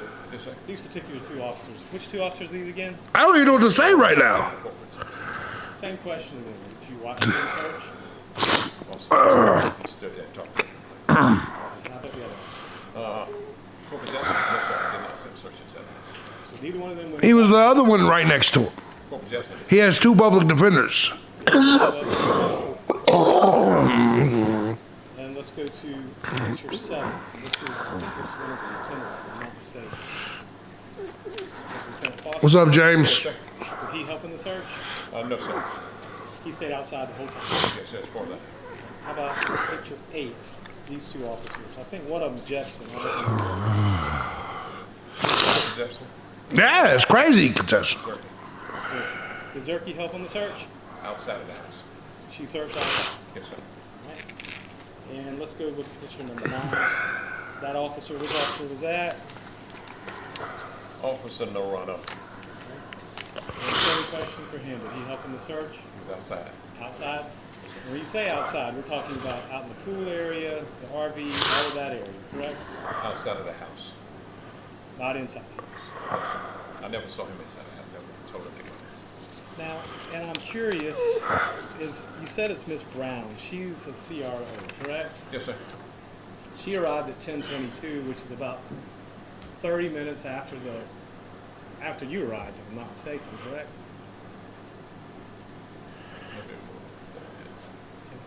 Yeah, Friday about that. Yes, sir. 35, 40 minutes, doesn't really matter. Does she normally come out and start taking notes for people? No, she was requested to come out. Who requested her, just out of curiosity? My lieutenant. The lieutenant requested the note taker. Yes, sir. Now, so then the next picture is picture 12. It has a detective in it. Did the detective help search? Not that I know. And picture 13, it looks like it's another detective, Noble, if I'm not mistaken. Is that Detective Noble? Yes, sir. Did he help search? Don't know. What did he do? As far as I know, when he walked up, they was all talking, doing their detective stuff. Doing their detective stuff. I know I should know this officer. Which officer was that? Thompson. And what was his duty? He just came out to assist the lieutenant. If you had to guess that day, how many people were out there from the time you got there at 9:45 or so to 12:45? Quite a few people, sir. A large number of people. Yes, sir. Did you say it's an unusually large number of people?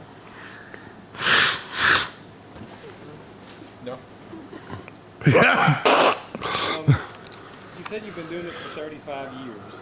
Look at picture 16. Dude, this is. Who made the determination to call out the public information officer? I can't tell you that, sir. I don't know. I didn't request it. It wasn't you. It wasn't me. Is that something you would normally do? No, sir. And with regards to the rest of these pictures, over the course of the 3 hours you were there, is it safe to say that more and more and more and more people showed up? That's correct, sir. And where did they focus their search at when they got there? I don't know where they focused their search. I can tell you where I focused. So where did you focus your search? My search was the wooded area behind the house. The roadway south of the residence and the roadway north of the residence. All the houses around that area.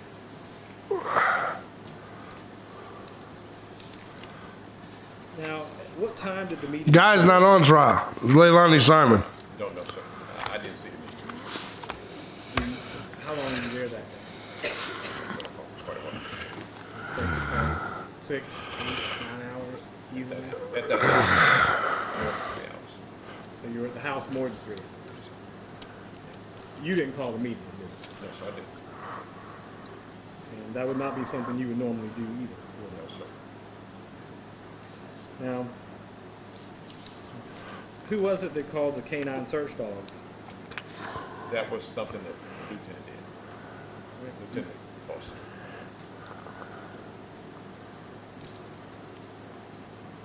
How many, and I'm just curious, Mr. Dean, how many missing child calls have you ever responded to? Quite a few, sir. Over the time. 10, 20, I know it's been more than 10. more than 10? Yes, sir, it's been more than 10. Less than 20? I would say, yeah, I would think it's been more than 20. 'Cause Been I've more than here. 20? Yes, sir. And have you had any specialized training in that area or no? Search and return. What area is that? I would say missing children's investigations. Class on it? Some places, yes. Some classes on it? Okay. And how long ago was that? It's been about, 10 years? I think it's less than that. 5 years? I've 7 said years? I've said 5. All right, now, let's talk about when you originally got there. The people that were on scene when you got there was Daniel Youngkin, Paul Simon, Miss McCarta, and her daughter, correct? 4 adults. Excuse me? The name you call last, that the babysitter. The babysitter and her daughter. So it's 4 adults that you saw when you got there. Yes, I think. And I have a question for you. What was the first question you asked when you got there? I asked her what was going on, what was happening, what's going on. Right. And what were you told? She told me her child was missing. And now you made a distinction here, so I'm going to ask a very specific question. Did you ask if she had an idea of who may have taken the child, or if she had an idea of any suspect? Well, she kept saying so much of her child.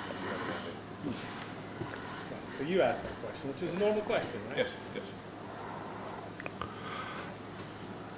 That's a normal question, right? Yeah. And she responded to that question, correct? So nothing unusual about that. That's a normal question you got. Yes, sir. Did Mr. Youngkin say anything to you? He was saying something. I'm not asking what he said. I'm just asking if he said something to him. That's all. May proceed. He was saying something. Right. So Mr. Youngkin, you talked to him as well. He was standing there. So you were interacting with Mr. Youngkin, Ms. McCarter, her daughter, and Ms. Simon all at the same time. And they were all standing right there in front of each other. correct? The babysitter, well, I don't think she was there when I was talking to her. So you I don't pulled him think- to the side? No, it was just when I first walked in, I saw her. It's all about lining the ducks up, John. That's the reason. That picture, I guess. Getting the ducks in a row. What you're describing, with the exception of you can't see the child. Correct. Correct? Okay, so, and was it a few minutes later when it was the babysitter and the daughter and them as well, correct? That's correct. And Officer Boss was talking to her. I wasn't talking to her. I was standing back.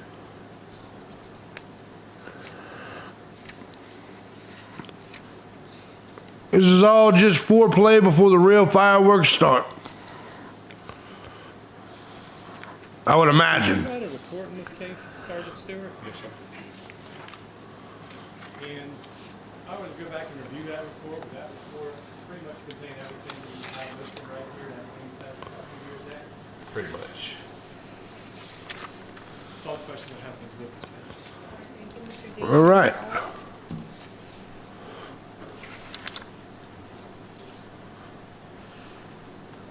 There you go. All right, thank you, Sergeant. Yes, ma'am. Thank you, ma'am. He's like, Sergeant should not be excused. No, Your Honor. Thank you, sir. Yes, ma'am. he's like, all right, time to get the fuck up out of here.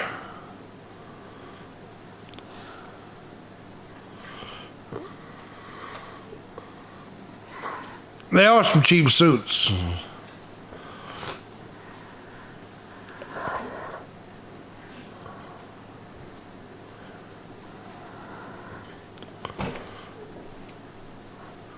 Fat boy almost fell down that fucking. He almost tumbled the fuck over.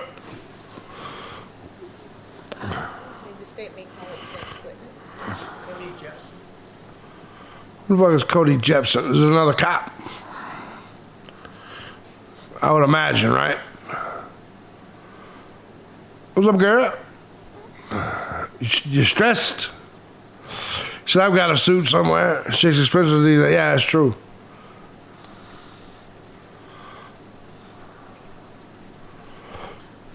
Detective, I would imagine. The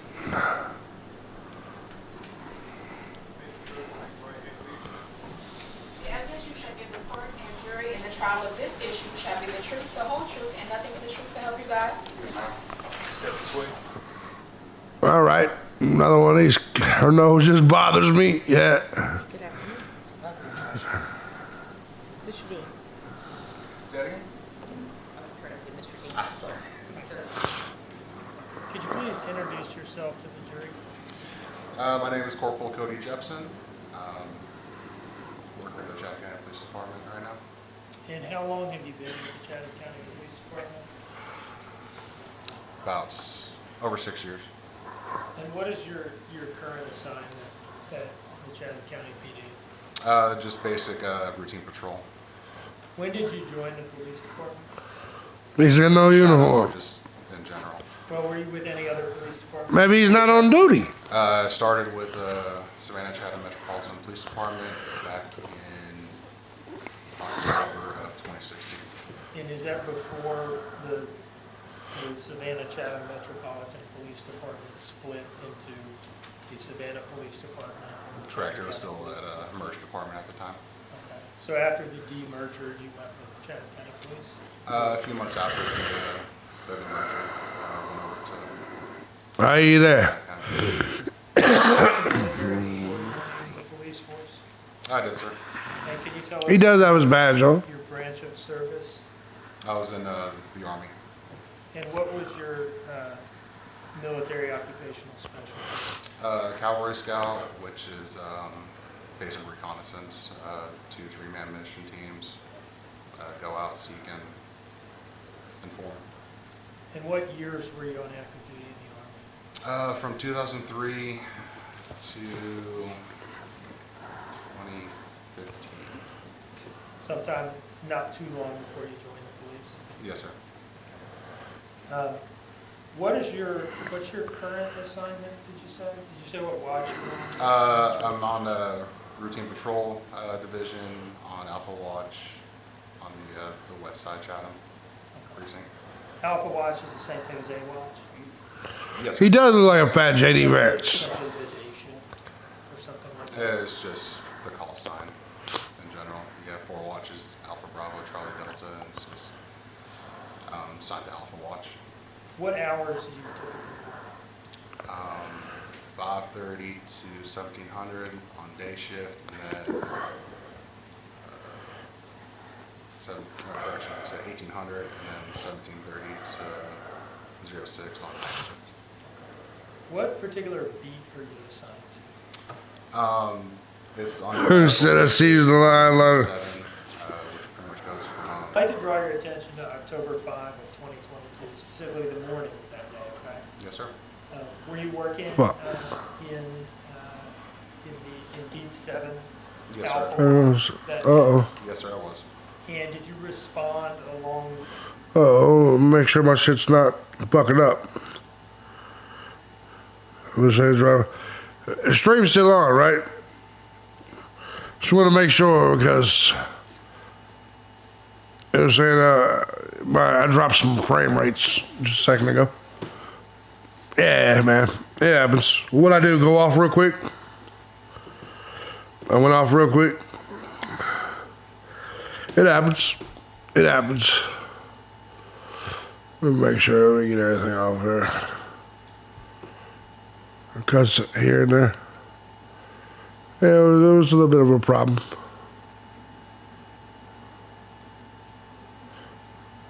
Let's see here. Just went offline for a moment. We say frozen? With Sergeant Stewart, Officer Voss, and Officer Cornley to a missing child called at 535 Buckhalter Road. Yes, sir. Now, you guys didn't all arrive in the same vehicle, did you? No, sir. But did you all arrive at substantially the same time, like within a few seconds of each other? Sergeant Stewart was on scene first, and then myself and Officer Voss arrived right around the same time, and then Officer Gormley came a short time after. Now, were you What's up, present Spence? in the driveway for the defendant? Are we doing good, brother? Initial statement to Sergeant Stewart about what was going on and why they had called the police? I came in right around that time, yes, sir. Okay. And did Sergeant Stewart task you out with looking in the house for the child? Yes, sir, you And did you do that? did. I did.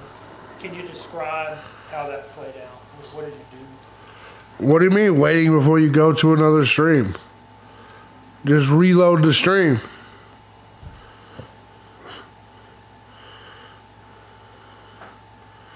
Just reload. It's not that hard, man. This shit's working, right?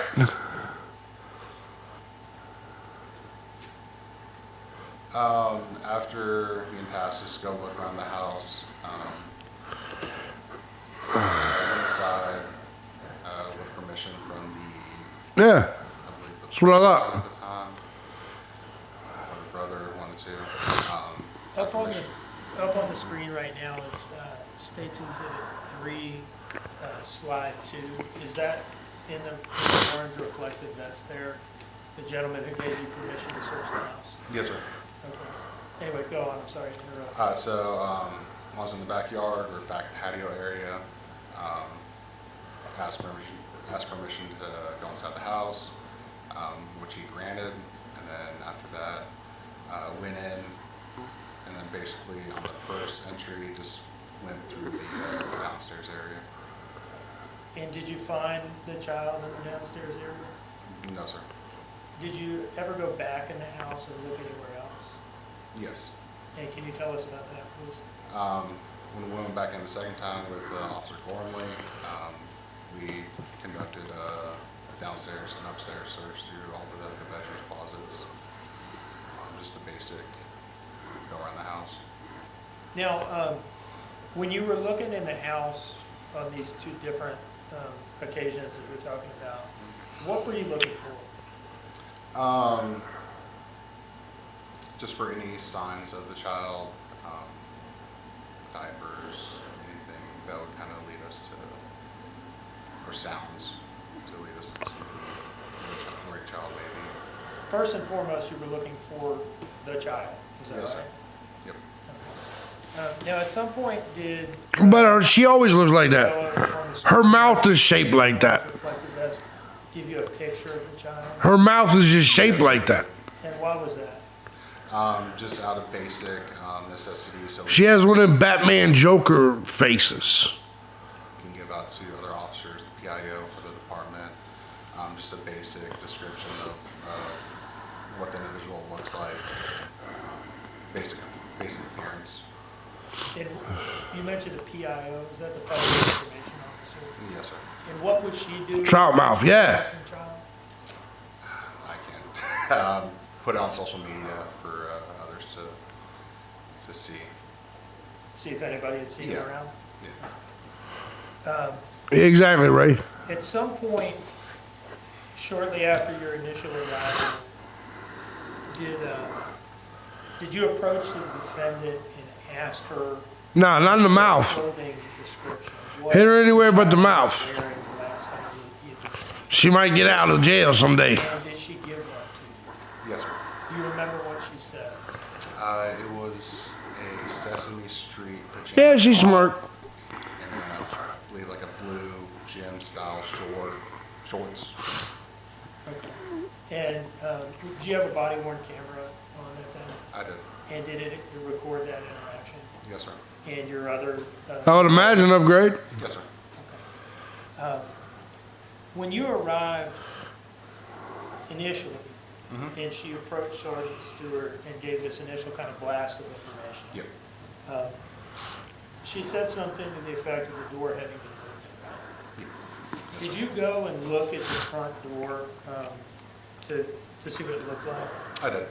And at some point after doing that, did you go and ask for her, the defendant, for some clarification on what the exact state of the door was at the time that she woke up and saw it? Yes, sir. And why did you go ask her for that clarification? Just further knowledge, see if it was, really basically if it was. Y'all get mad at me all you want. I'd fuck the shit out of LEILANI Simon. If it was locked. Did you see any of that stuff in the door frame? Just to mark it down on my list. Everything appeared. Here's what it is. Should be. And other than Say what you want. Get mad if you want. and searching through the house, I see you, girl. I see you. the scene, what did it consist of? So after the basic 15-20 minutes there, did the two searches of the house. I was Shit asked happens. To walk on to pretty much search around the wooded area. She does need a nap. Pretty much behind the property. Follow me. There going towards Veterans Parkway. Did you find anything back there? No, sir. No signs of any disturbance or evidence. And were you eventually released by Sergeant Stewart or Lieutenant Foster to resume your normal patrol duties? Yes, sir. Your Honor, I'd like to approach with what I've marked as State's Exhibit 4. Please.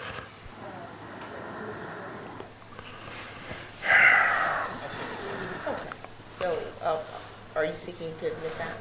Well, I need to lay a foundation. Go ahead, please.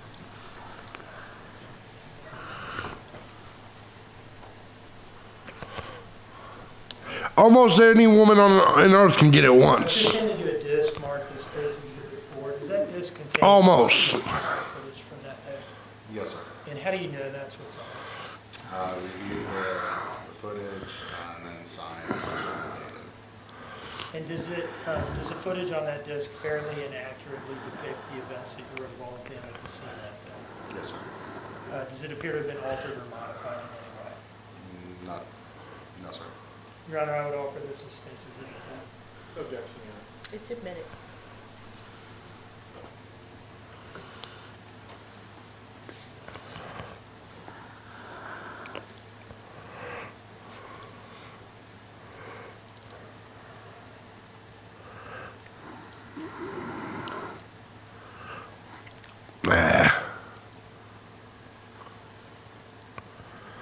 Just your typical Georgia chick.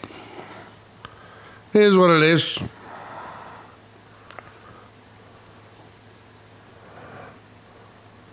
They all look like that in Georgia. I'm going to publish just a couple of brief excerpts, Your Honor. The first will be on the timestamp in the top right corner of the file from 09:58 and 2 seconds. And I will note for the record when I stop this, this will be about 20 seconds.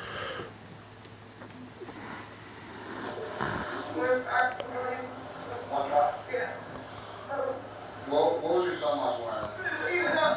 He was wearing Sesame Street, like the dollar shirt, and red and black shorts, red black jeans shorts.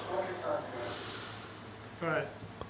So I think I asked you earlier about the clothing description, and I recall you saying blue shorts. Having watched that, do you want to revise that answer? Yeah, it was the red or black shorts. Red. I mean, I'm bad with colors just in general, but yeah, it was gemstone shorts. The next bit that I will publish is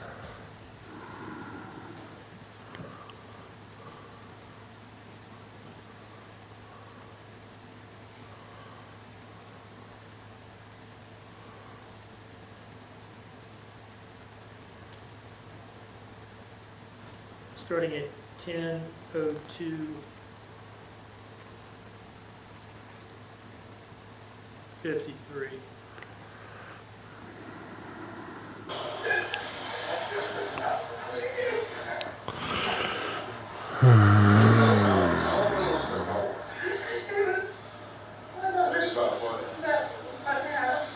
Open enough that I still got open my eyes, I can see outside the house.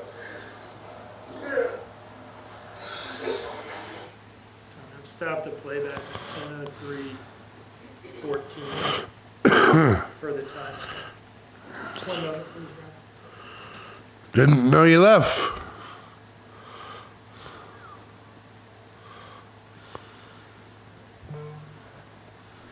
Mr. Hilliard.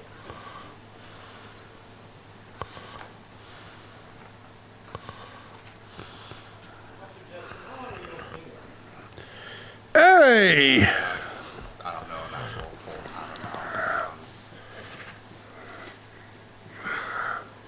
Probably no more than an hour. Let me give a shout out to my boy Louie, who sent 2089. He said, HB, busy cooking Thanksgiving dinner, but have your stream on, bro. Thank you, Louie. Good to see you, man. Happy Thanksgiving. Oh, that's right. That's a Canadian shit. Y'all are eating Canadian turkeys and shit right now, huh? That sounds good. That sounds good as fuck. Thank you, Louie. Thank you. Happy Thanksgiving to you up there. That is crazy that y'all got Thanksgiving. You guys are getting it early. We got to wait a whole month and a half. I'm fucking jealous as shit. But happy Thanksgiving, Louie. Hope you and the family do well. Thank you very much. So you just out there for me. Said what? Said you went down. I was down like 6 seconds, and immediately after you typed something, they told you to reload. Yeah, whatever. But anyway, thank you, Louie. Hour. Give or take. And again, but while you were there for that hour, you conducted 2 searches of the houses and at least 1 search of the woodland, correct? Yes, sir. And when you said you searched in the house, did you go through the entire house? Me and Gorman kind of broke it up. So I personally didn't go through the entire every inch of the house. He took a little bit, I took a little bit. Thank you, What dog. part you took then? A little bit of the downstairs. I mean, it was a maze to begin with. So some of the downstairs, I'm not really too sure, and then a few bedrooms on the upstairs. Well, let's talk about the downstairs. The front door that you walk in is I guess that's the one that's facing Buckhalter Road, Yes, sir. okay? And when Yeah, you he means walk in, business. You see the couch, the TV screen, I agree. and all that area, correct? If you're walking in, you have the crib right next Thank to you. the door. Then to the left, the couch, the TV on the other side. Yes, sir. And if you walk further back into the house, does it go back around to another part of the house? Yes, sir. And does it come around to the back side of the house? Eventually. And how's that laid out? Is it a maze or? Yeah, it was a complete maze on the inside there. I know they're doing construction, so there was, walls everywhere that kind of made you go left when you need to go right kind of thing. But let me ask you this, but I'm gonna assume it's a normal house, right? Yeah. And it has windows and Yes, sir. the front door is not the only door, is it? No, sir. And was there another door? The back door. And where does that back door go to? To the pool back patio area. Okay. And was that back door unlocked or open?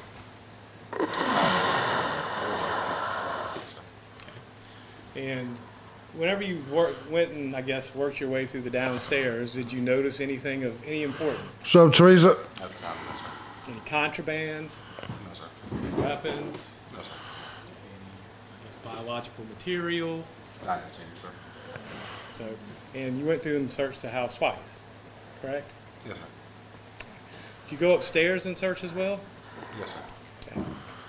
And I assume you went outside and searched the outside areas as well, correct? Yes, sir.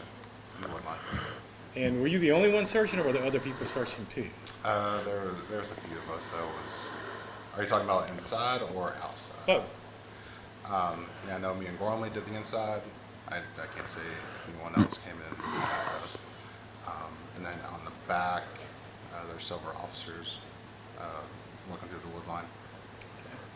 And again, I know you're only there for a short time, but I'm just talking about what you saw. But there were a number of officers searching both inside and outside, correct? Yeah.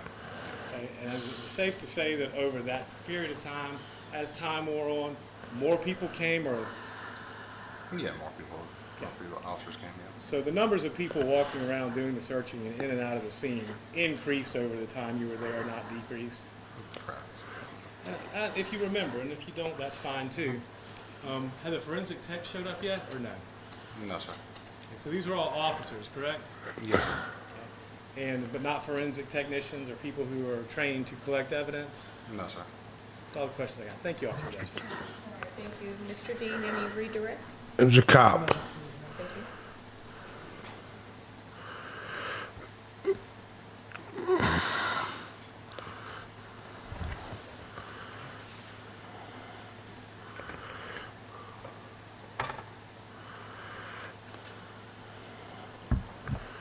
No further questions. All right. Why this witness cannot be excused. All right, there he goes. Just leave right there. Thank you, Your Honor. Can't wait for all these cops to be done. Before we call the next witness, is everybody good? Okay. Yeah. I think I needed a break too. Ah, motherfucker! Let's break for 15 minutes. 15 goddamn minutes. Son of a bitch.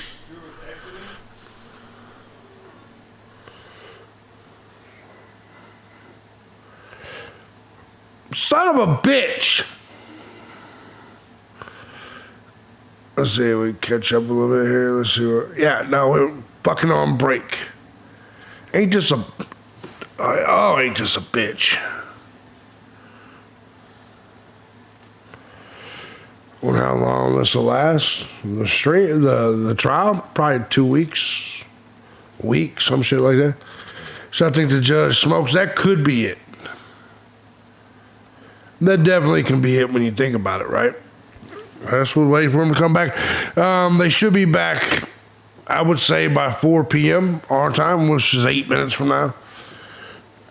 Let's have to catch up. Is it nearly time to quit? Well, I don't know. They didn't. I mean, I guess it could be. I don't know.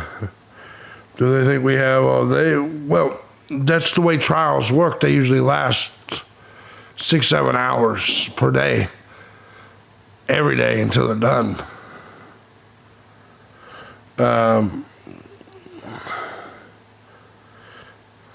Tyler in the Ladfield house. Yeah, that's what it is, man. This story is crazy in general. Toddler in the landfill murder trial. For the day, go home at 4? No. Trial goes, yeah, and there's no doubt. I have no clue how long I'm going to be there today, but it can be until 8. It probably won't be. They got their opening arguments out, and yeah, they got. I mean, so I don't know. But if I'm gonna cover this trial every day, then I'm gonna fucking cover it all. That's pretty much the way it's gonna be. Hope I got energy enough for my night show. Little smile. I don't understand how a mother can do this. Drugs, man. Drugs. I understand what you're saying. But I believe drugs and alcohol and any of that, no, it does matter. No, it does matter. That's why that's why it's called a mind-altering substance.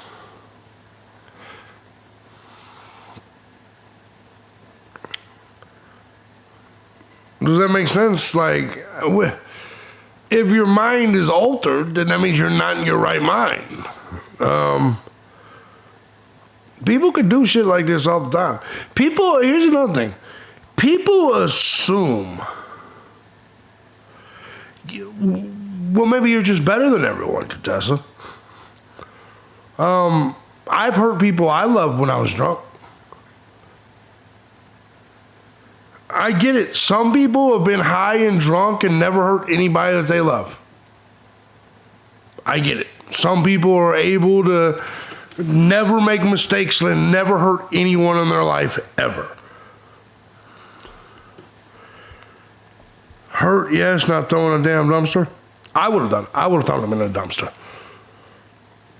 Maybe not. I would have buried him probably. You see what I'm saying? I guess what I'm saying to you is I understand, but I also want to say this to all of you.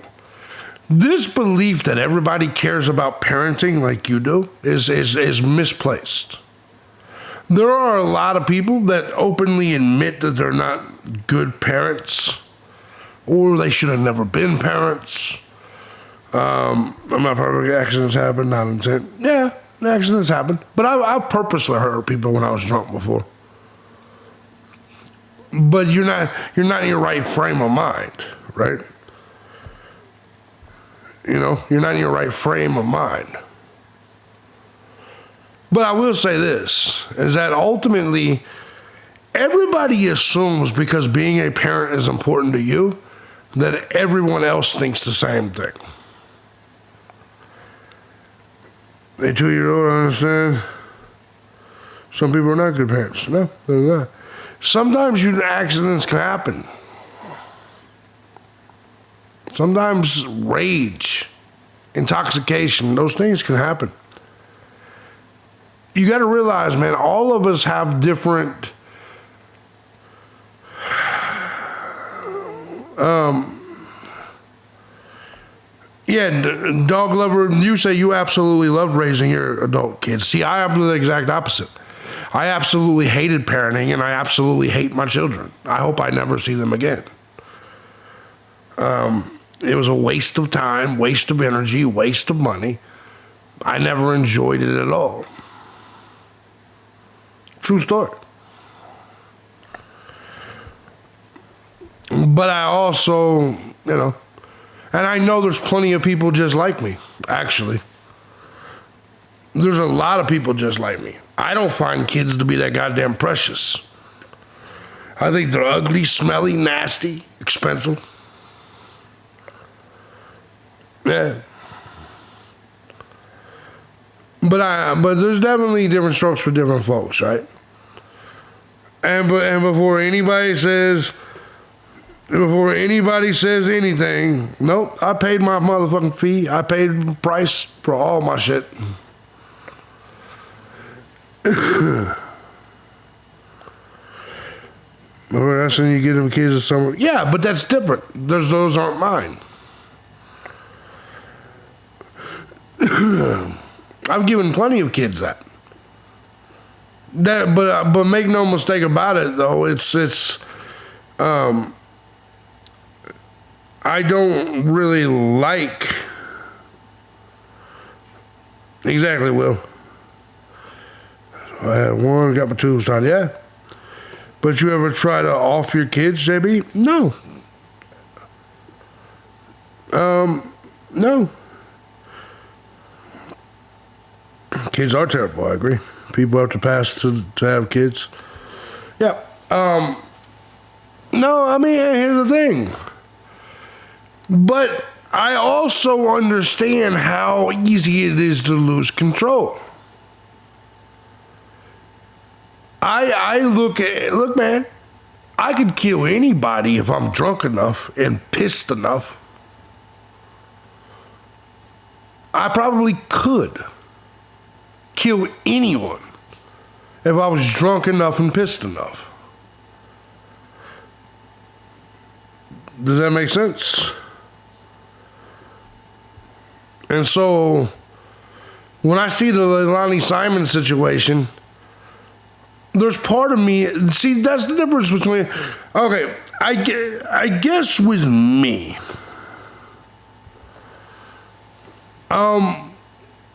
Well, that's the thing, though, is if you don't have control, you don't have control, Contessa. That's the thing, because if you had control, you wouldn't do it to an adult and go earn yourself life in prison. You see what I'm saying? Like, if you had control, you wouldn't get yourself life in prison at all. Who cares whether the person on the other end is a fucking baby or a fucking another human? Taking life is taking life. Do you see what I'm saying? Like, I don't think your life is any less valuable than some baby's life. Does that make sense? What do you mean they own it? Who said they didn't? Own it to who? You mean tell on yourself to the police and make all the people on the internet happy? No, man, fuck that. I would bury him, but I wouldn't tell on myself so the people on the internet are happy and the cops are happy. Why would I do that? Why would I do that?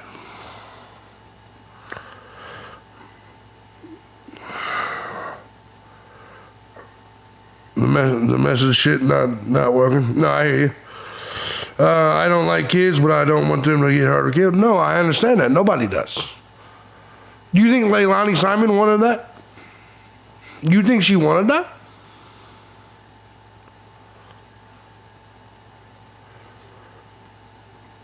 I don't think for 1 second LEILANI Simon woke up and said, I'm going to kill these little motherfuckers. No, I think she got high and she lost control. If you want to know the truth. If you want to know the truth, that's what I think. I think she got high and she lost control. And I think it cost her the rest of her life. Maybe the death penalty. Yeah, her mother just served her with papers that she was taking 100%. I'm still waiting on it. You'll hear it when it comes back. My position is just, anybody's capable of anything, man. And just when you think you're not capable of some shit, I don't know if, I don't feel like she meant to do it. If you want to know the truth, hey, JB, I used to say that shit every time I came home from work and seen something broke. Yeah. I guess here's the thing, right? Maybe I just grew up in a different era. I don't know a parent that hasn't said, boy, I brought you into this world, I'll take you out of this motherfucker. I come up from a different era. Exactly, Jenks. Oh, of course I got a big heart. Of course I got a big heart. But it does not mean that's even more of a reason why I take the position I take. I'm empathetic to people like LEILANI Simon. Does that make sense? I realized that this little dumb whore got all fucked up and made a mistake that's going to cost her the rest of her life. I have empathy for that. I'm like, goddamn, bitch. Why'd you get on the dope? You know what I mean? And so I just look at things and I say, whenever I hear people say, I would never, I don't understand how people can do this, I just take the opposite position. I do see how people can do it. Here we go. 03364J6. That's all I'm saying. And Mr. Dean, are you ready to resume? Yes, sir. And Mr. Hilliard? Yeah. Defense is ready as well, Judge. Okay, and let the record reflect that Ms. Simon is present. Anyone that's seen me knows all the scars on my head came directly from my mom. My mother used to beat me over the head with a motherfucking hanger and blood would drip down my face. It's just the truth. I come from a different era, man. There's a lot of soft shit these days. I'm not saying you should kill your kids like LEILANI, but I'm just saying a lot of soft shit. I come from a different time.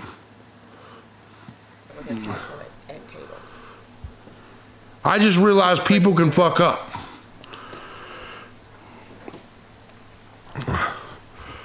By the way, I'm not saying that people that get drunk or high or lose their temper shouldn't face full extent of the law.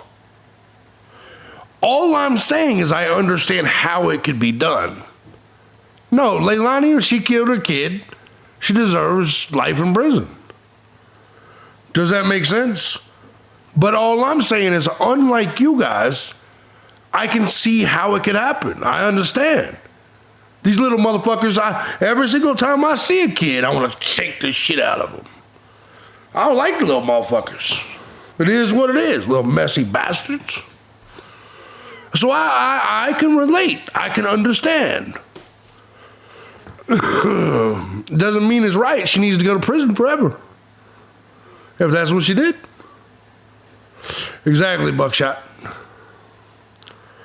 So I think the difference is that I just can empathize with it because I understand.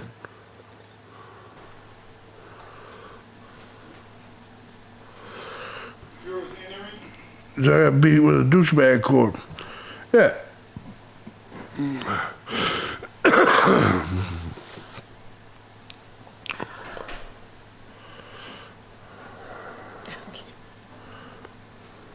Exactly. Exactly, Denny. Is there only one in there? Okay. I know. That's still. Fuck is wrong with this bitch's mouth? Children are a product of their environment, yeah.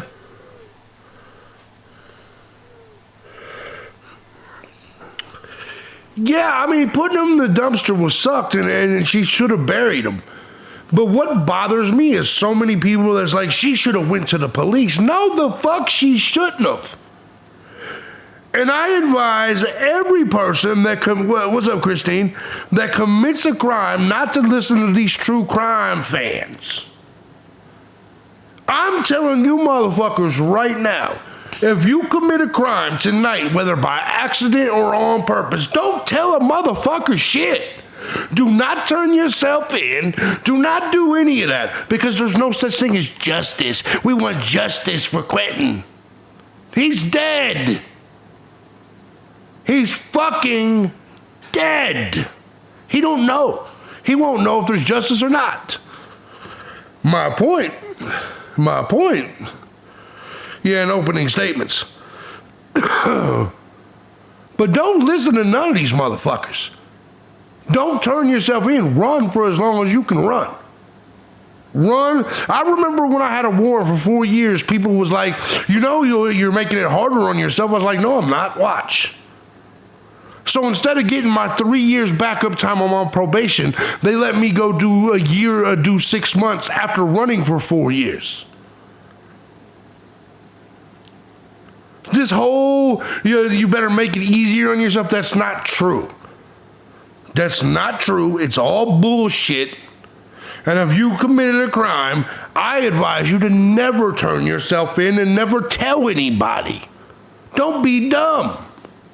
Keep that shit secret to yourself. And never, ever, ever, ever confess. If it was an accident, I would call for help and report. Nah, fuck that. You got to remember, you have to remember she was high. If he was dead, there was no help he could have gotten. How are you going to help somebody that's dead? So you're going to risk your freedom by, let's just say you were drunk or high and the kid accidentally died, right?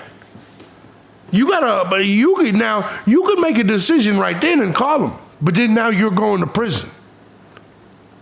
Or you could say, fuck calling them and not go to prison until they catch you.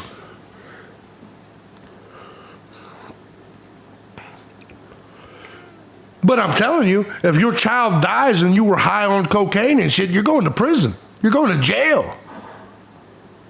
You'd be a goddamn fool to call them and say, guess what I just did? You would be a fool. But nope, even if I was high and if I fucked up, I'm calling, okay, look at you. Well, enjoy your time in prison. The rest of us will be procrastinating our prison sentence. Yep, and I should. Oh, I'm one in Ohio State. So I live in Florida. Exactly, man. I've been there before, Christine. I've been there before. I had a warrant wrong while I was doing YouTube videos every day. Laughing at them for not arresting me. I've seen people doing the stupidest shit messed up and some were off duty. Yeah. No, if that's like, I've done bad. I deserve to go to prison. Come get me, coppers. No, that's dumb as fuck. That's dumb as fuck.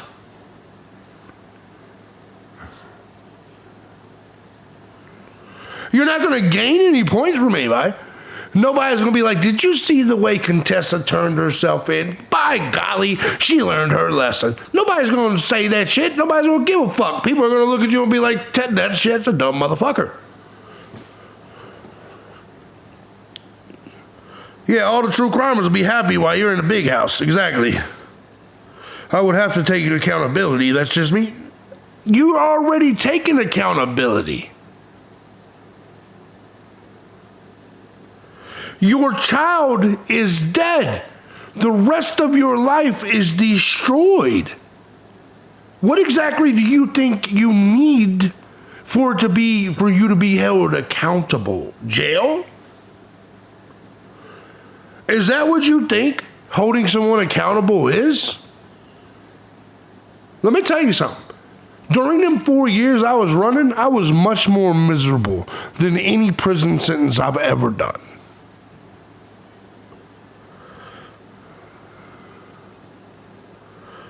It's not everyone, it's about me.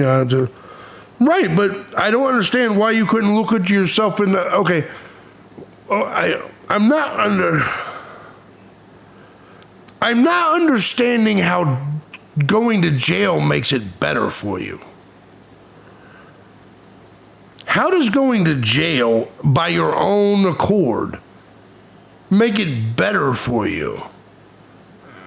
Or how's it more noble? You couldn't, no, I can see if you're saying you were going to off yourself, Teresa. If you were saying I'm going to off myself because I accidentally killed my kid, I would understand. But what does you going and eating and using our tax money to feed yourself with, what does that do? How is that accountability? What does that do?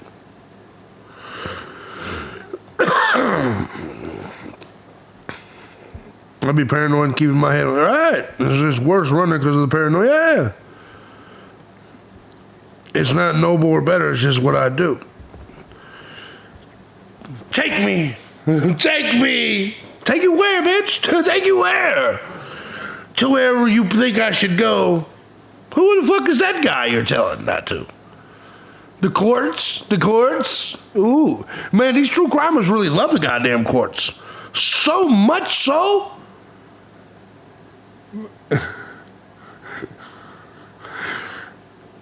Yeah, it can't be. Yeah. So like, yeah, I mean, like if you're there, if you have that much guilt, why not just, you know what I mean? Going and being somebody's where taxpayers have to fucking feed you for the next 50 years. That's not doing nobody no good. That's not justice. All you're doing is making life hell on other people that's got to feed you now. My uncle was on the run and living with us, and he would constantly look, yeah, exactly. We are talking about the loss of a life of a baby. You're not explaining to me, no one explaining to me how turning yourself in fixes it at all. Becoming a burden on the taxpayer's dime, how does that do anything positive?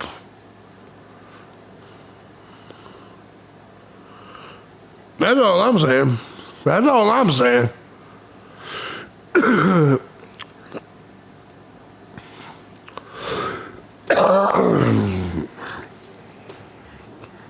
He said not legal advice. Yeah, that's all I'm saying. Look, man. You only got one of these goddamn lives to live. you know,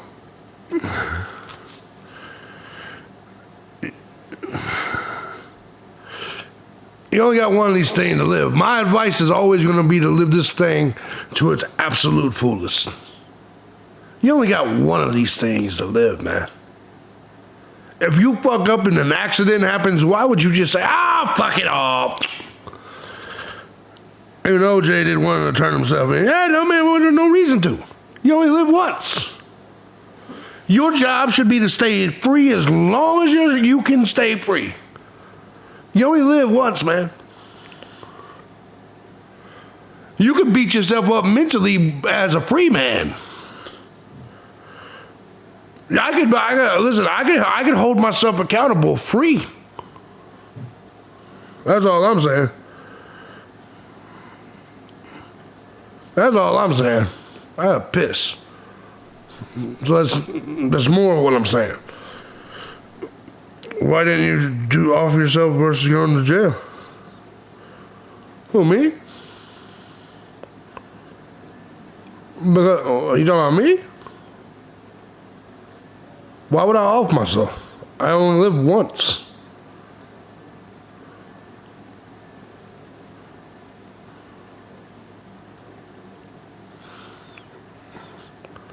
Why would I off myself when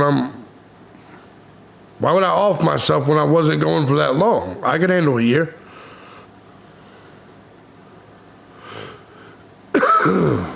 See what I'm saying? That makes no sense at all. You're comparing going to jail for a year to life. And I wouldn't off myself. In prison, I'm a boss. I would go in there and just sell drugs and sell food and run the cell block. I would be fine.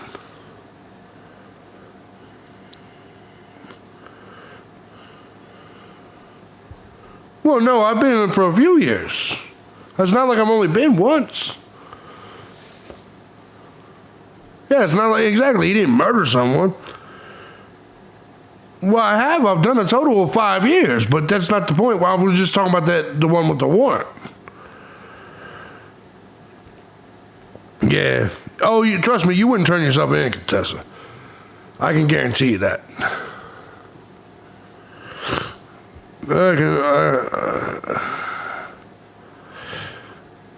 can guarantee you that. Solomon, please have a seat. Thank you. I think everyone needed that break.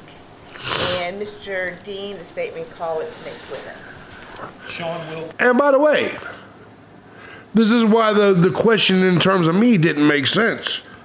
Remember, I wasn't the one that was saying I couldn't live with myself. There's not a single incident that can ever happen on this planet that I couldn't live with. Not a single thing. I could be flying a plane, accidentally crashing into a preschool. And if I survived it and walked away, I'd be like, oh shit, I'm glad I made it through that shit, and go about my business.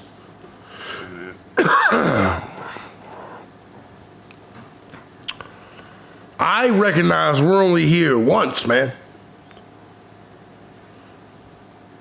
So that's why I wouldn't. Because I'll just make the best of whatever situation I'm in.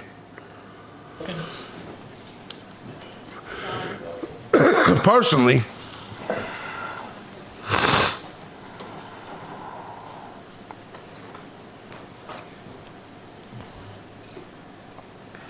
Oh, we got coming in here now? Another copper? Yep, another copper. Please, clerk, raise your right hand. Do you have an issue, sir? If the court and the jury, the trial of this issue should be the truth, the whole truth, and nothing but the truth, so help you God. Yeah, man. I just keep moving. I mean, I would feel bad for it and it would hurt me for the rest of my life, but I'd be able to move. I mean, shit. Monday Night Raw still comes on. Does that make sense? I would feel bad and it would haunt me for the rest of my life. But Monday Night Raw still comes on and the liquor store is still open. Good afternoon. And I still gotta piss or go smoke and piss.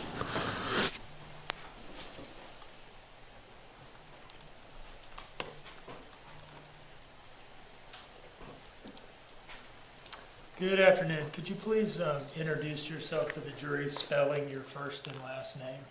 Sure, my name is Sean Wilkins, S-H-A-W-N. My last name is Wilkins, W-I-L-K-I-N-S. And what is your city and state of residence, sir? Where do you live now? Currently I live in Uxbridge, Massachusetts. Did you travel down here for this trial? I did, yes. Okay. And where are you from originally?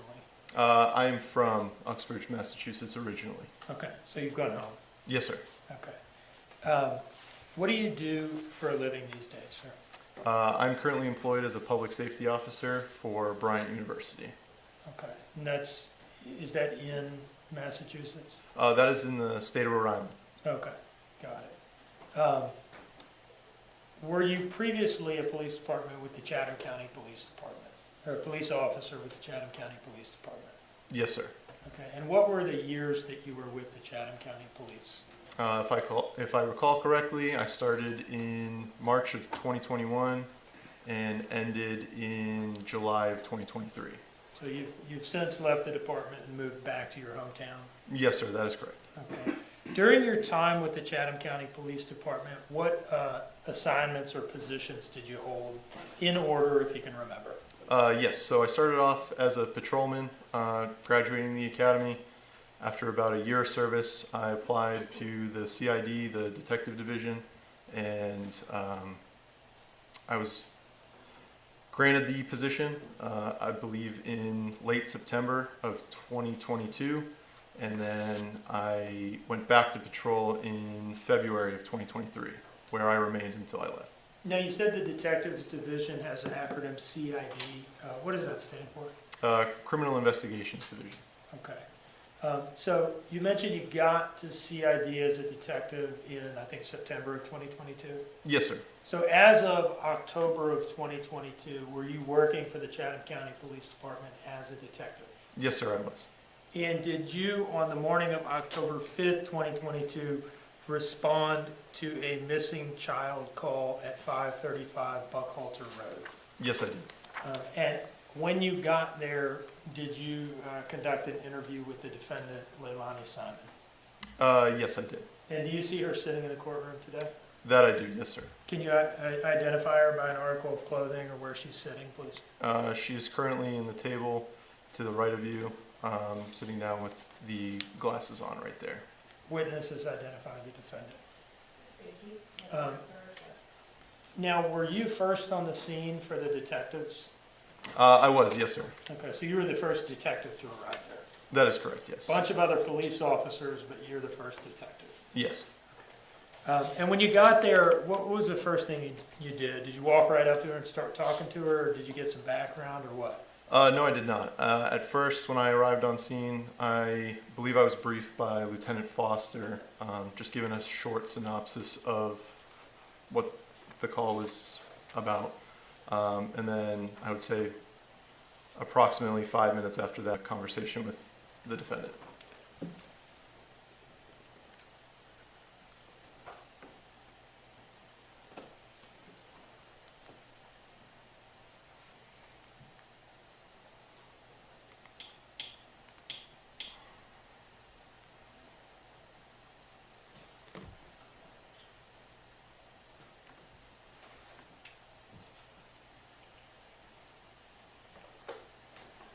Now, I'm displaying on the screen a slide from State's Exhibit 3, and I think it is slide 12, although the number's kind of difficult to make out.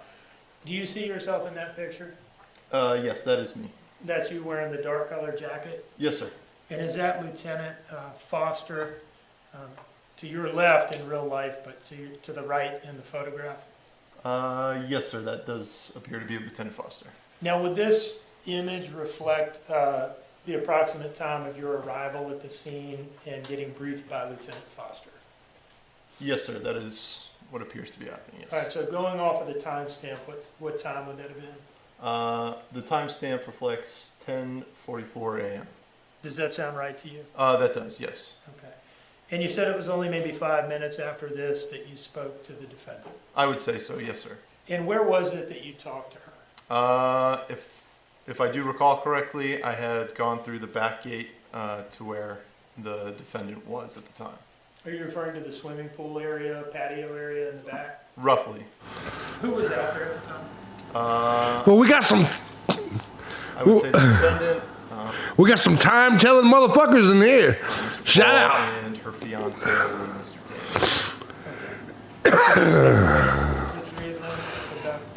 Daniels. God damn. And did you ultimately end up talking to all three of them on the scene? Ultimately, yes. I did at one point or another speak to all three of us. Well, I want to ask you specifically about your interview with the defendant. Okay. Yes, sir. Did you ask her when the last time she had seen a child was? That I did, yes, sir. And what did she say? Sundial Squad. If I recall correctly, had gone to bed at approximately midnight that evening. And Shall we do temperatures now? Shall we do temperatures now? Age, sex, location, that type of shit? Hold on, I got something for y'all. Hold on. 44. Tell me if y'all remember this shit. This is that old AOL shit. That's that old AOL shit. There you go. Oh, man, that's good shit. first putting down at that time. That's that old AOL. You got mail. I believe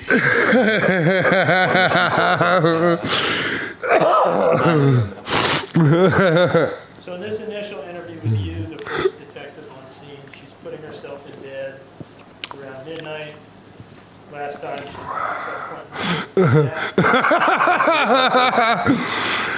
she Jesus Christ.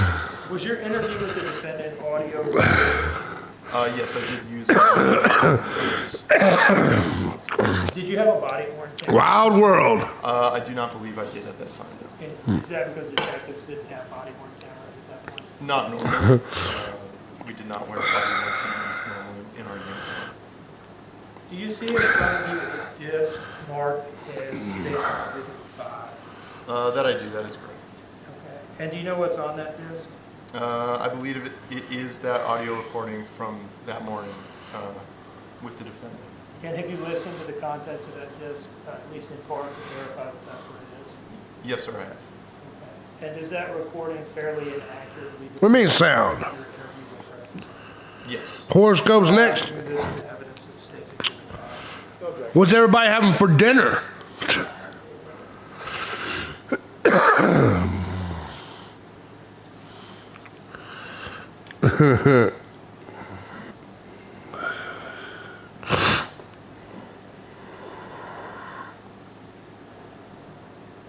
At the very beginning of the recording, and I'll state for the record. It's 61 degrees here, and I'm a Virgo. Later on, dropkick. So when's the last time you saw your child?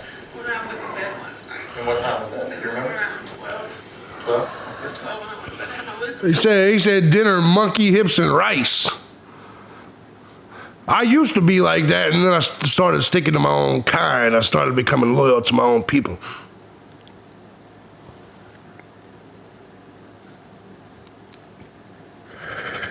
Oh, man.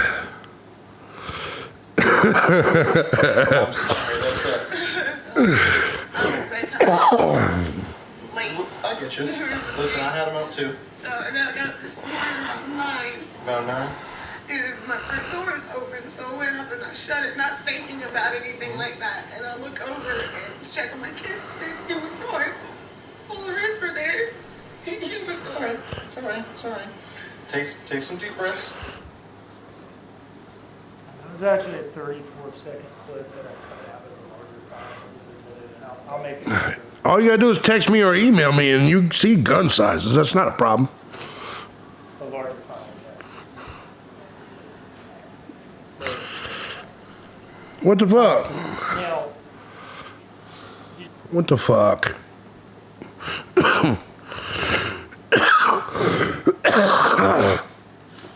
It says we're on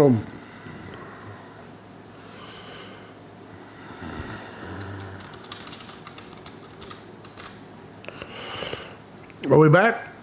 Are we back yet?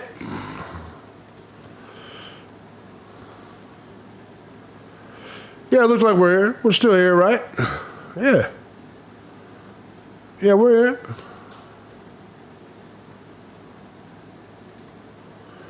Yeah, we're here, right? Yeah. All right, cool. Fuck them.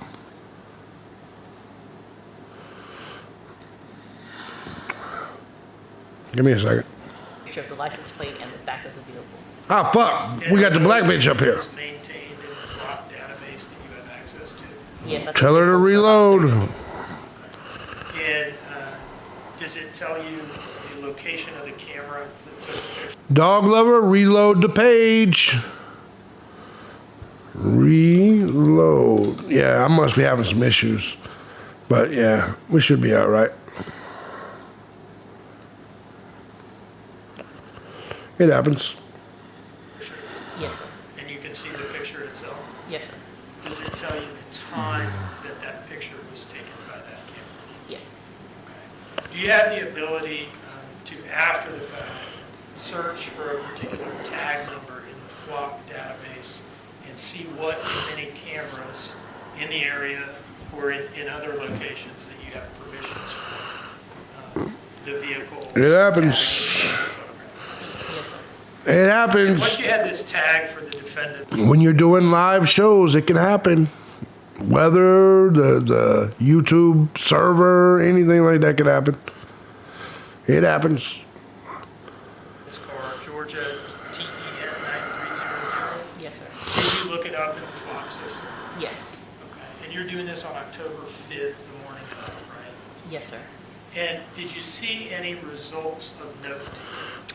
Yes, it showed that the vehicle hit multiple times from the late night of October 4th until the morning of October 5th. All right. And so you were able to look at this and Yeah, see how it but looks like my this system's car. not being taxed, KD. Yes, sir.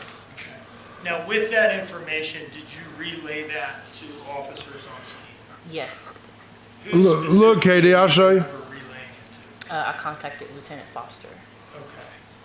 And was he the on-scene commander at this point? I'll show I you. believe so. Look, KD.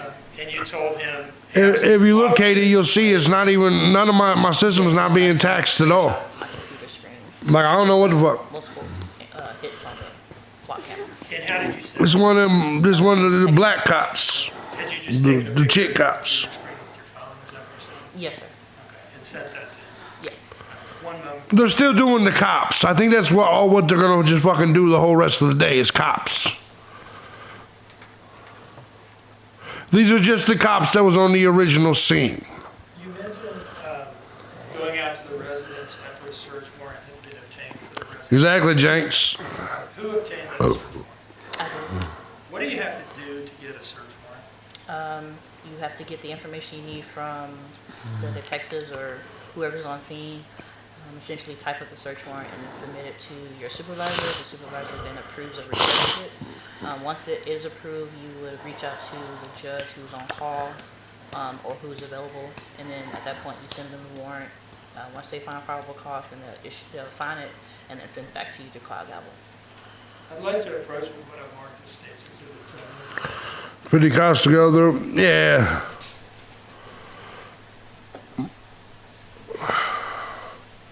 At least now we're getting a search warrants and shit.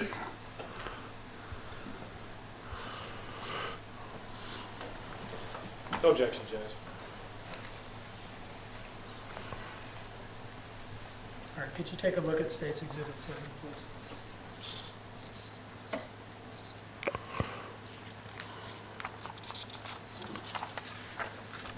I don't think so, Kitty. Is that a copy I thought it was a DJ too. you obtained for 535 Buckhalter Road on October 5th? Yes. I would introduce this into State's Exhibit 7.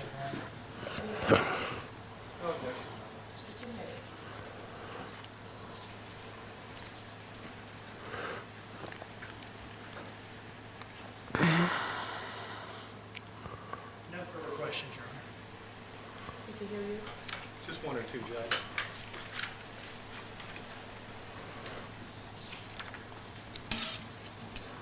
We got on them studio beats, yeah. You secured the search warrant and you looked at the flock camera, and that was pretty much the beginning. Yeah, I think she understands the proceedings as much as anybody can.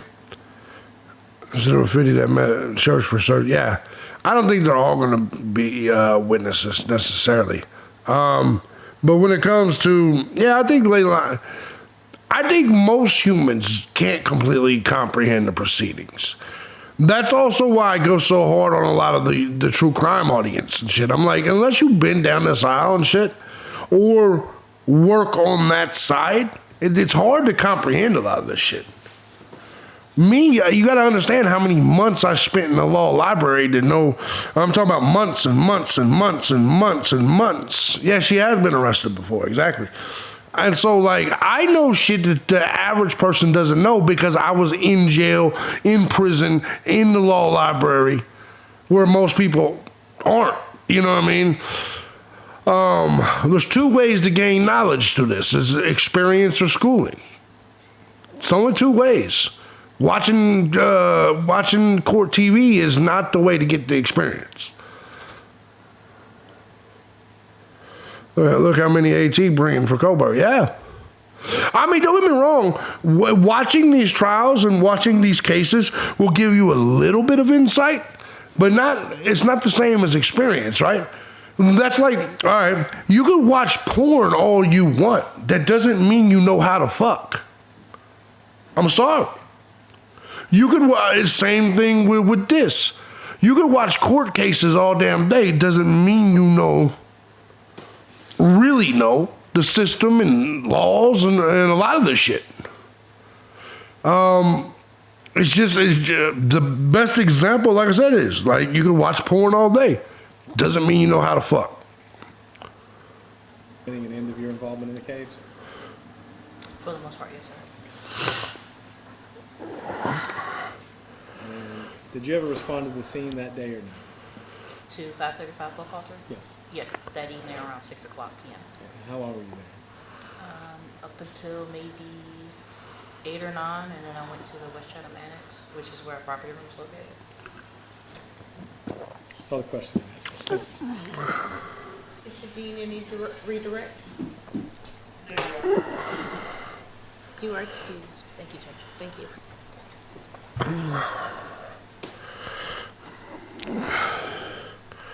I hear you, Beetlejuice.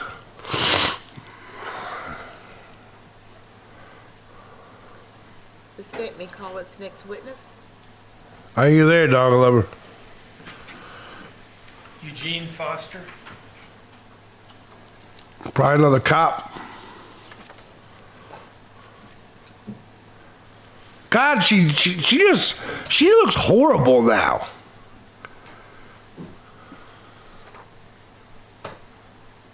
Jail has not done her well. At all. Seek the clerk and raise your right hand, please. The evidence you share with the court and the jury of the trial. This issue should be the truth, the whole truth, and nothing but the truth, so help you. Step this way, please.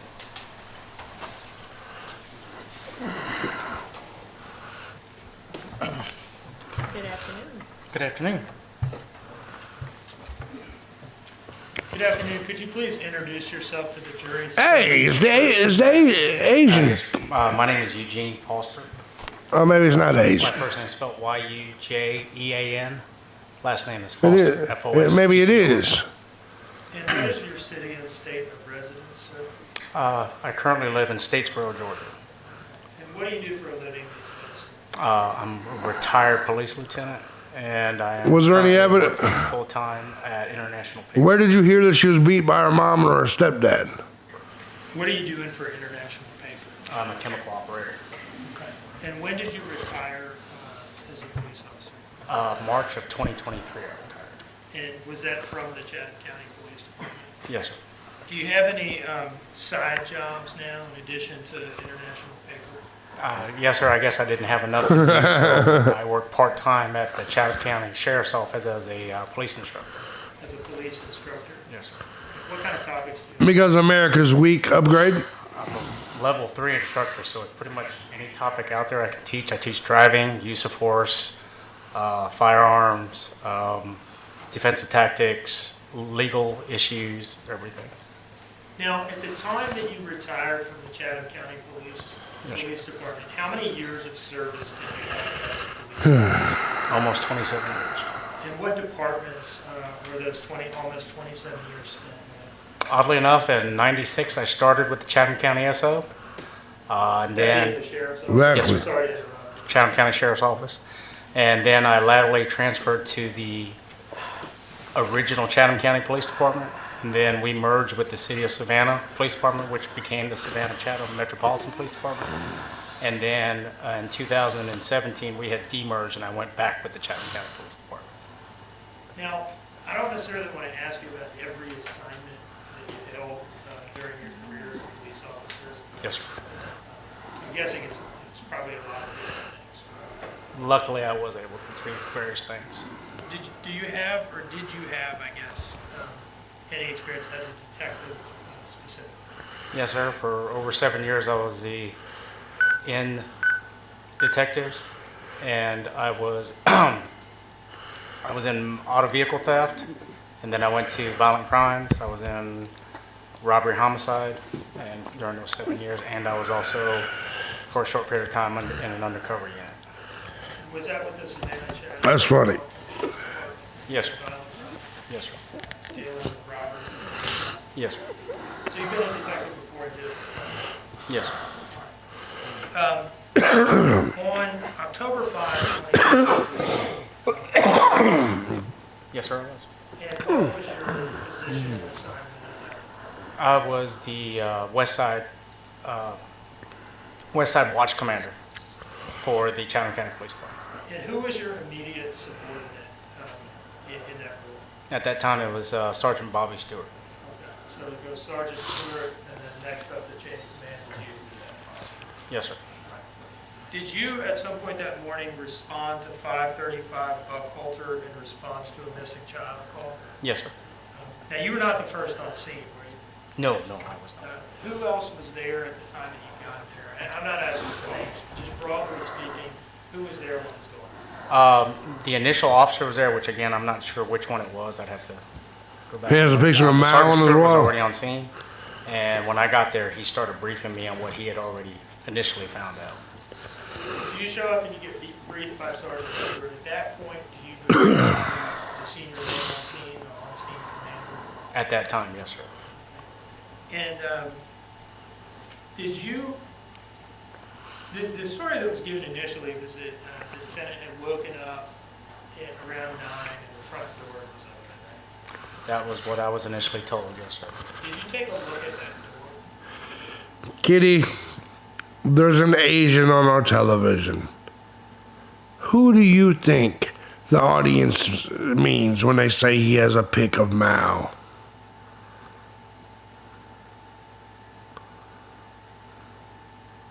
There's only one Chinaman, only one Asian in the entire equation.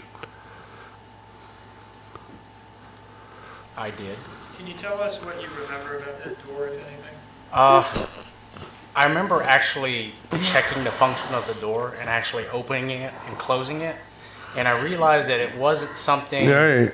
that was easily open, and it wasn't necessarily a door that was quiet per se. When it opened, it made noises. Are you describing like kind of a sticky door that you have to pull? The guy who eats It cats. required a little bit of, yes, sir, it required a little bit of force. Did you have any contact with Detective Kiana Robbins? Well, not necessarily at the scene, but while you were at the scene, did you have some form of... True upgrade. Yes, sir. If I remember correctly, I got a phone call from her. And while I was trying to assess everything and trying to allocate resources to potentially figure out what happened, I got a call, at which time she told me that the defendant's vehicle was seen on the flock camera the night before, going down Ageechee Road and then coming back down Ageechee Road. Now, Did you do anything with that information once you had it?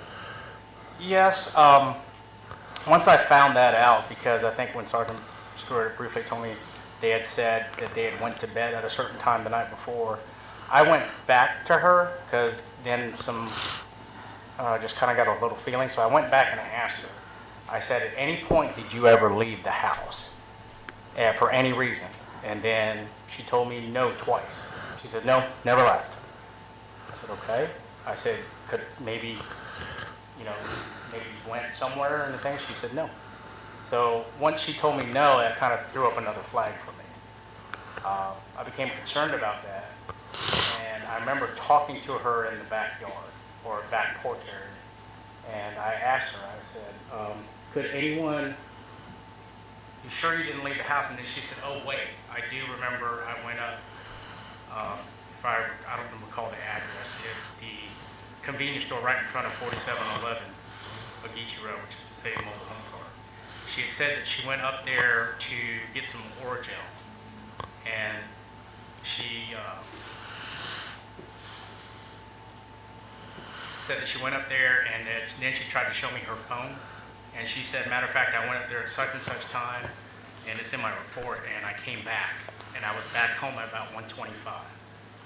And Oh! because I remember asking her, could anybody She following you home? she just tells on herself. When you're claiming that somebody came and took your child. This whole Somebody- time. Maybe your ex-husband, somebody. She said, no, and that's when she told me about the Orajel.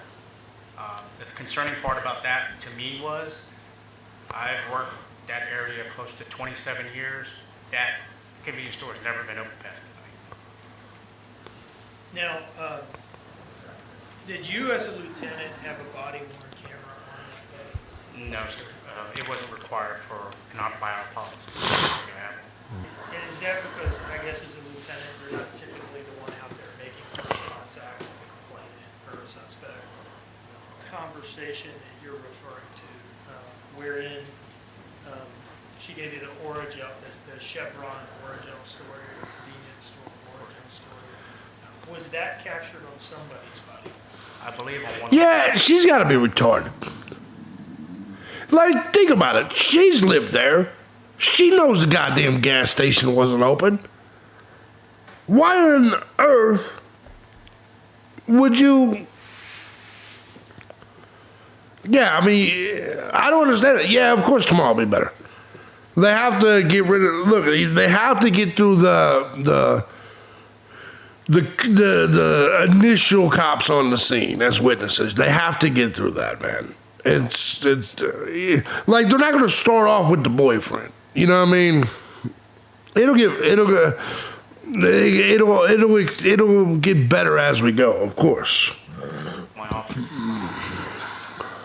Do you see in front of you And I'm going to be honest, the defense hasn't really put up any defense worth a fuck at all.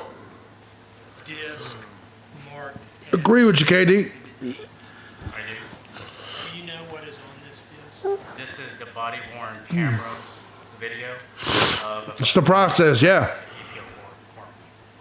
And does that text or it's on that disc capture? Exactly, Buckshot. Just described. Asking her again, are you sure you didn't go anywhere last night? And her telling you about this book, giving you the story about this. Is that what's on there? It is, because I think A.K. Horn was back Well, because you got to realize what they're doing from the beginning. You know, when you're writing a novel, man, you got to still write chapter 1.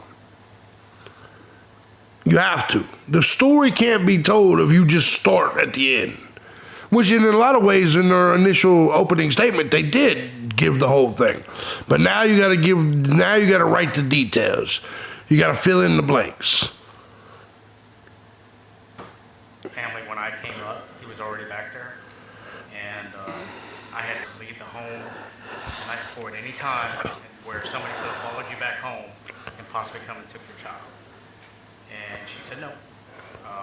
And then that's when she came and advised me of the incident to go get Orajel, and that's when she showed me her phone, tried to show me her phone, where the track of her phone, where she went. And she even told me exactly what time she came back home, and she was looking at her phone, and she told me 1:25 a.m. like, okay. Now, I'm sorry, I didn't mean to. No. When you had this exchange, whether it was captured on Gormley's body cam, this was on the patio in the back pool area, Yes, sir. It was actually on the back patio, back porch area right next to it. and was it, the defendant was obviously, she's the one that you're talking to, right? Yes, sir. Was her boyfriend or fiance Daniel Youngkin there? He was, and I believe so was her other children were there. And what about her brother, Paul Son? Was he there?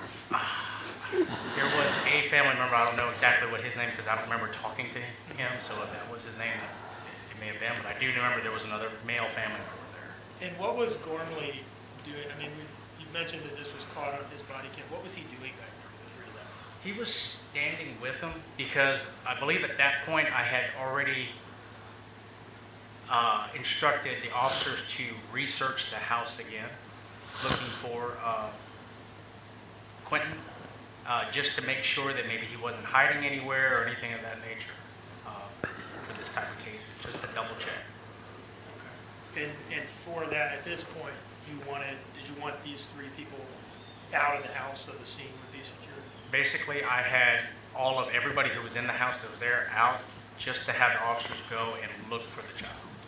And Gormley's back there just kind of keeping an eye on the three of them? Correct. Your Honor, I don't know whether I've done it yet, but I would introduce this into evidence as State's Exhibit 8. Did you hear that?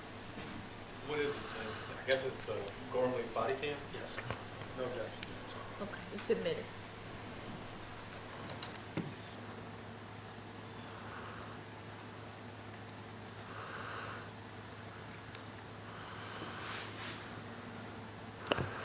Yeah, I don't know. What's up, CJ? I hope you're doing good.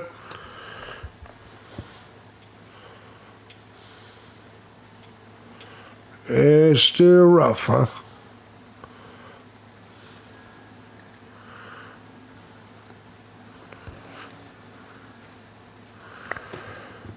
I'd be more interested in her demeanor when people's, yeah.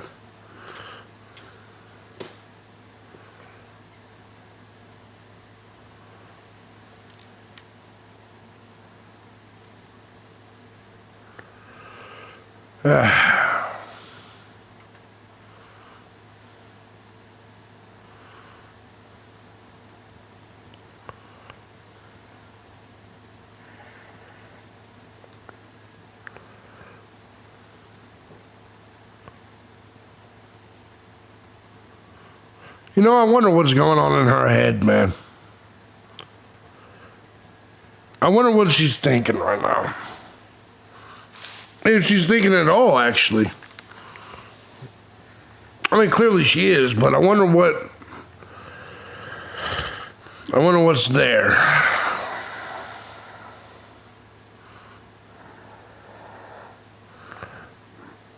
I mean, more interested in her demeanor when people she knows take the stand.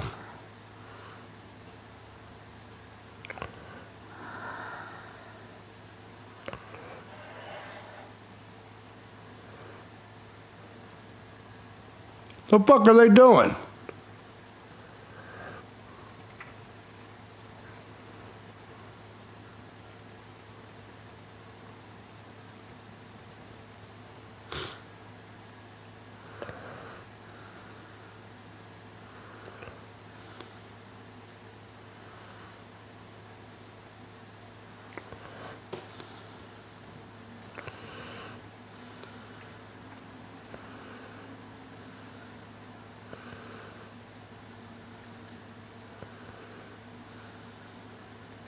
I had multiple roles. We were there to set up the initial.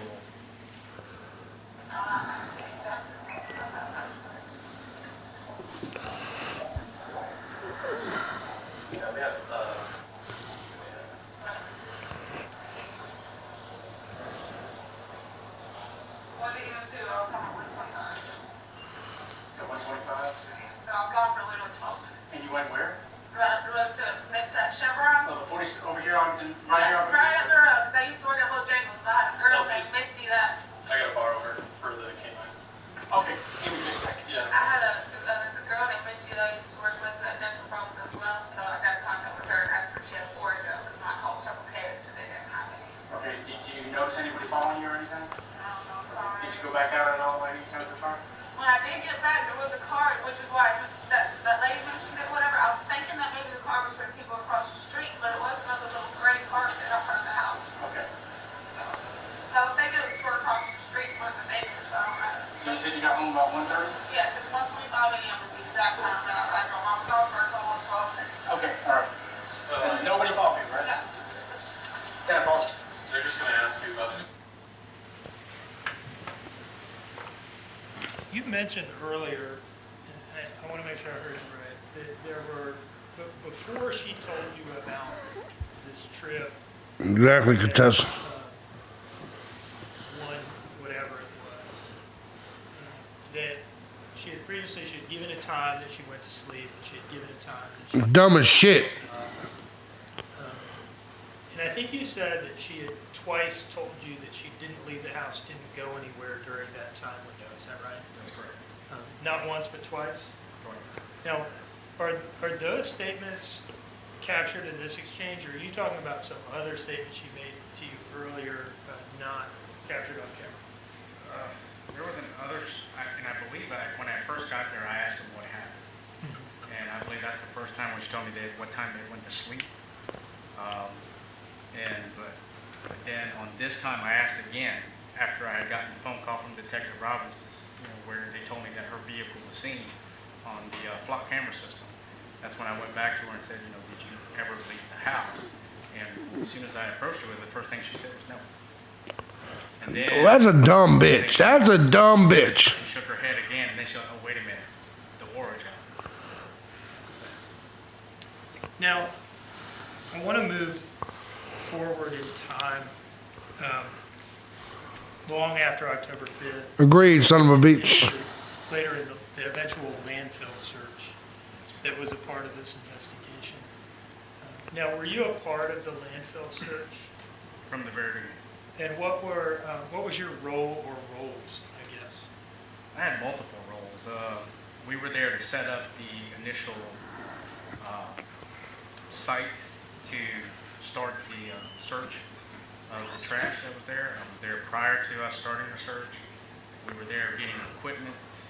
Logistically speaking, I was there to make sure the equipment was there, resources, fueling the vehicles, making sure water was up there, bringing food.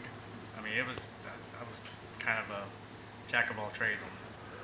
You involved in ensuring that there was enough PPE for all the searchers? Yes, I was part of that along with another individual from the department. We ended up setting up all the PPE in order to make sure everybody was safe while they were going through this potentially biohazardous material. I'm sorry. And were you there for every day of the landfill search? I was there every day. What were the hours of the landfill search in any given day? We would, honestly, we literally, myself and another lieutenant showed up prior to everybody showing up. We were there at 5 o'clock in the morning, and we did not leave easily until 5 in the afternoon, 5:30 in the afternoon.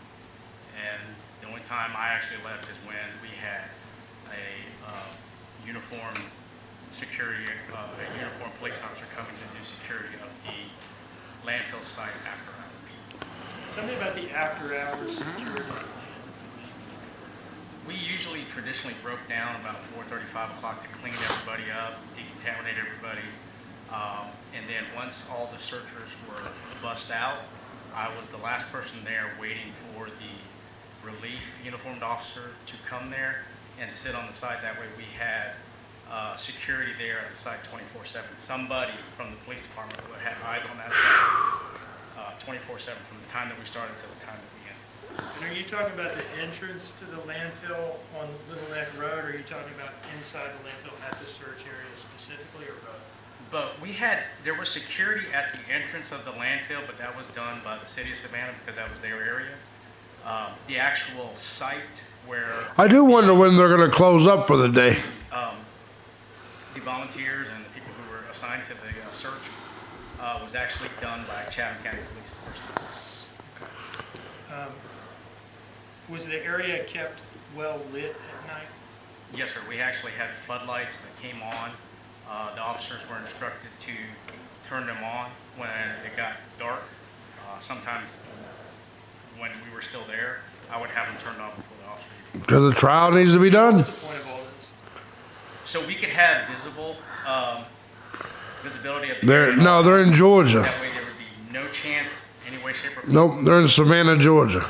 that area could be contaminated by somebody other than the law enforcement searchers who are involved. It really isn't running that long. As much as it sounds like it is, I mean,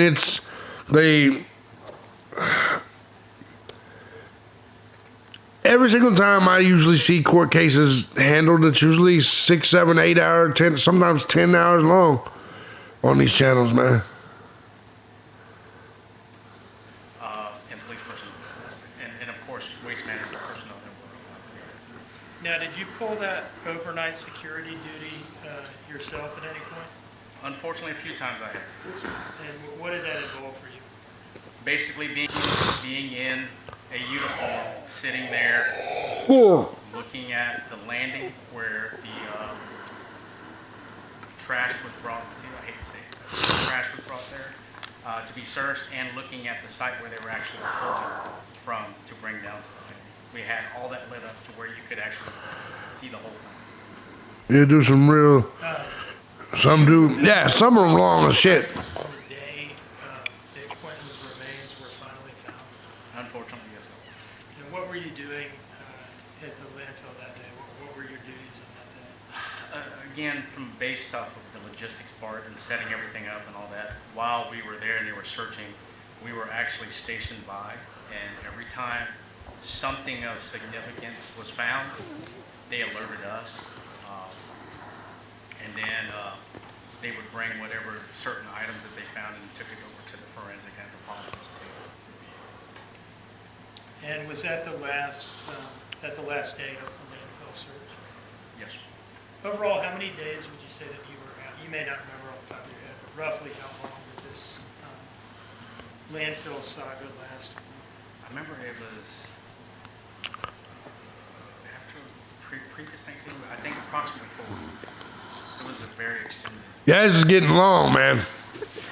Now, we've heard testimony from Sergeant Stewart and maybe to you to some degree that initially, the initial response to the scene on October 5th, that there were search efforts focused in the house and in the areas around the house, the wooded areas, bodies of water, and so forth. Is that a normal protocol, the normal protocol for a missing children? The landfill saga, yeah. Yes, in the event that we don't immediately find the child. When I was there, I was the incident commander, so we were figuring out what happened from the initial. Past LEILANI's dinner time. That's a good point.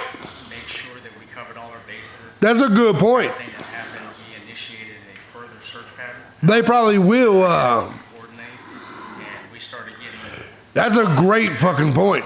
SEMA got involved. A lot of resources were brought in to try to attempt to locate little Quentin. Now, when we're talking about young children, the missing child called pretending to be. Yeah, I bet they end this soon. Is it fair to say? Because LEILANI's got to have dinner. You're probably 100% right. Eventually found nearby, either in the house in a closet or something like that, or in the woods 50 yards away. Luckily, in I'm my gonna smoke. very few times that we had a situation where, for an extended period of time, that we lost a child. A lot of times, in situations of children this young, they're usually hiding somewhere. Not to go off tangent here, but I mean, we've actually had one where the child was sleeping under a bunch of blankets, and that's when we ended up finding them 30 minutes later. But they usually are found within the house or within the immediate area of the house relatively soon, luckily. Unfortunately, in this case, it didn't end up being that way. Now, Sergeant Stewart has testified that one of the first things he did when he got there and got an initial statement was simply send a couple officers into the house to look for Quentin. Based on what you've just told us, does that seem to you to have been a sound approach, at least initially?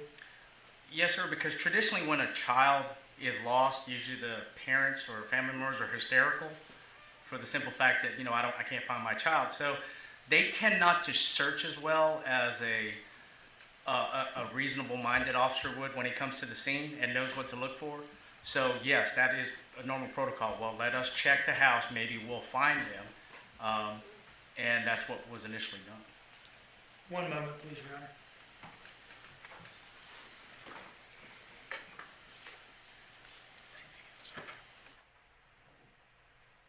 No further questions, Your Honor. Thank you, Mr. Dean. Mr. Hilliard? Thank you.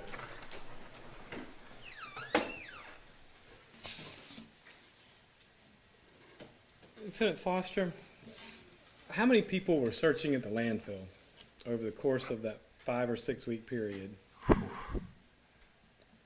Easily between 20 to 30 a day.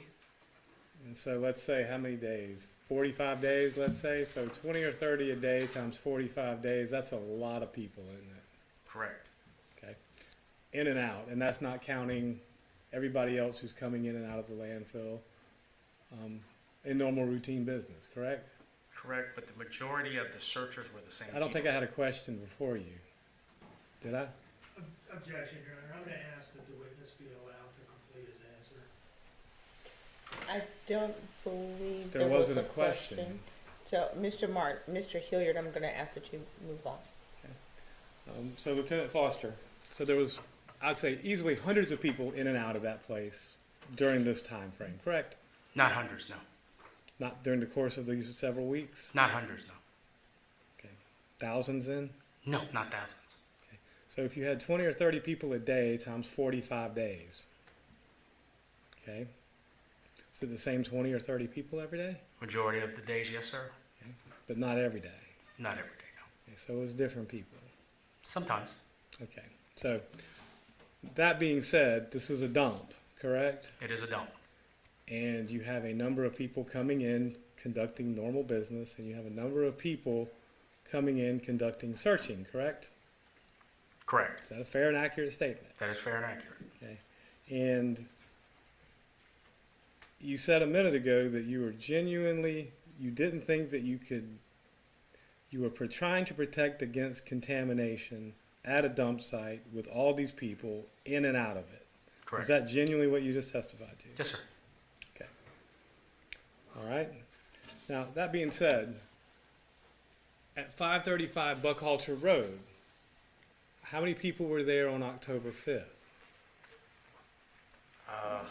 My entire west side, so we're talking 6 to 7 officers, my sergeant, myself, and then once we really started doing the search, command staff, federal authorities,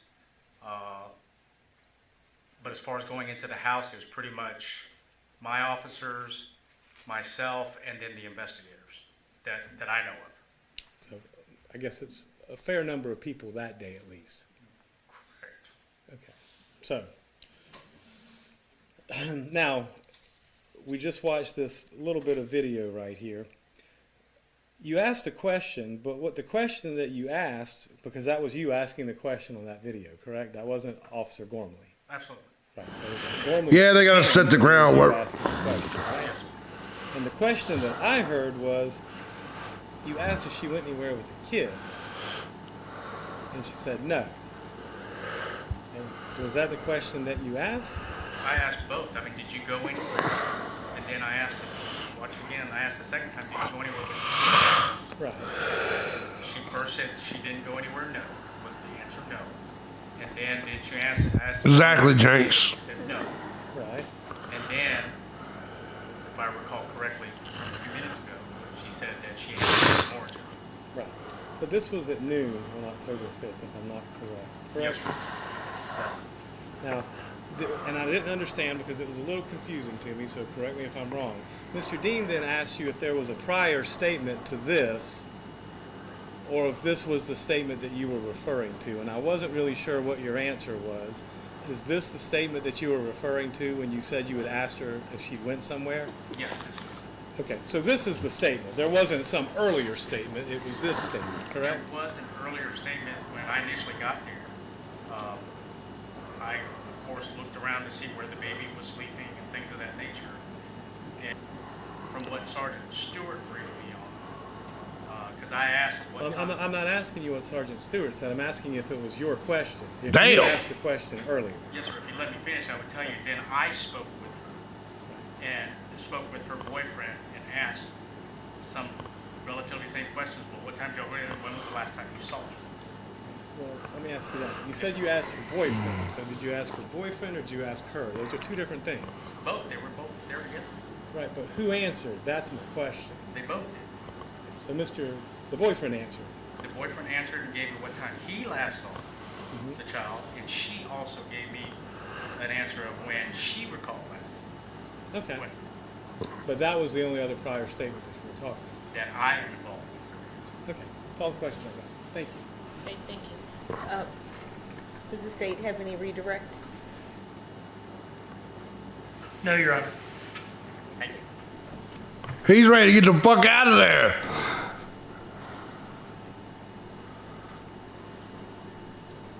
Gotta hate her face. Her mouth is just weirdly shaped. Mr. Dean, as to your next witness, the witnesses thus far have been relatively short. Are we still in that vein with the next witness as well? I think the next witness is going to be, I'm notoriously bad at predicting how long, but I think longer than any of the previous witnesses. Oh, okay. So I'll leave that information in court to plot the way forward. Well, you gotta, I'd like to take up some housekeeping and timing issues. So, ladies and gentlemen, I'm going to allow you to take a short break. son of a bitch! Into the jury room while we talk about scheduling. Son of a bitch! Oh, man. Okay. I see you, girl. So we're just gonna stay right here? Cool.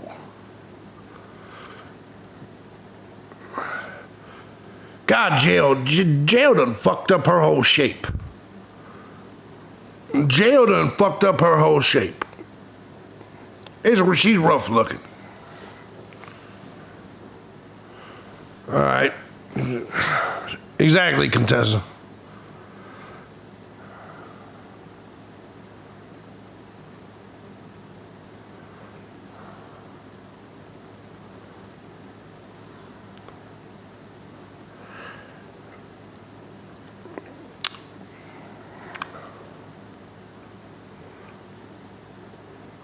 It is what it is. Yeah, she got plump as shit in there. They said that's her natural shape without the nose sugar. Yeah. To be fair, she's... Yeah.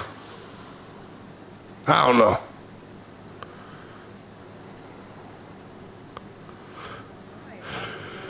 Here, please have a seat. Oh, they're back. Please have a seat. They're back. So, ladies and gentlemen, this is a stopping point for us. I am going to release you for the evening. The trial is not over. So I'm going to remind you of my instructions. Please don't do any research. Don't let anyone talk with you about the case. Don't read. Miss Corbs, yes. Listen or consume any media, social or regular news. Right. I do thank you for your time, your patience, your service.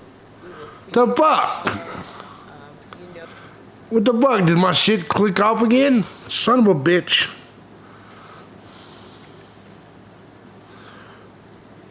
Is my shit off again? What the fuck is going on? Hold on. What the fuck is going on here? Okay, no, we're still here. I don't know what the hell happened. You said after some PBR you would do it? and then you'll be brought here and What the fuck is going on here? I wish you all a nice evening. Yeah, I guess we're still here. All right, so they're out of there. Looks like Day one is over. Day one is over.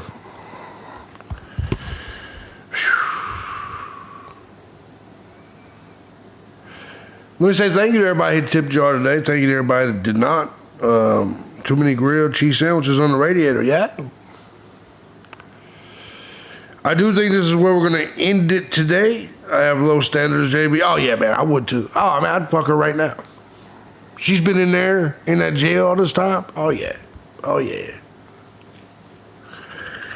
That's some 2 years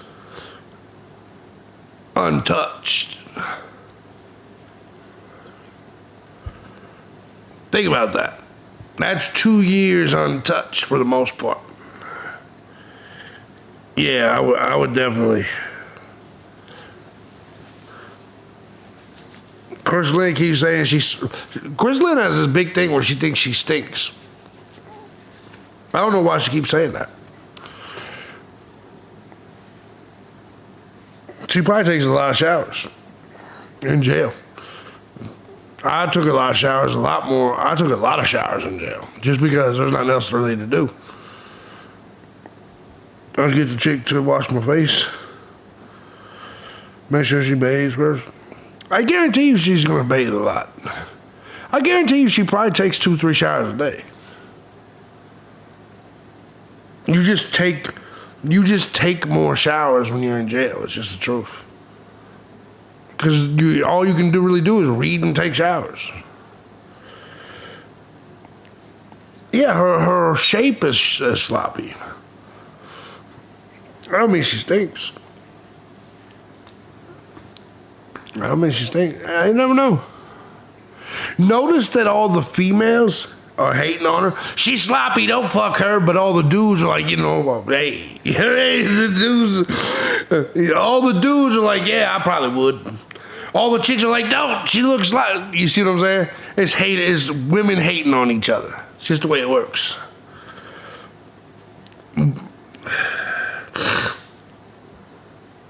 I'm just saying. Notice that none of the dudes are saying. All the dudes are like, yeah, I think I would. Hey. They said, any port in a storm. There you go. Yes.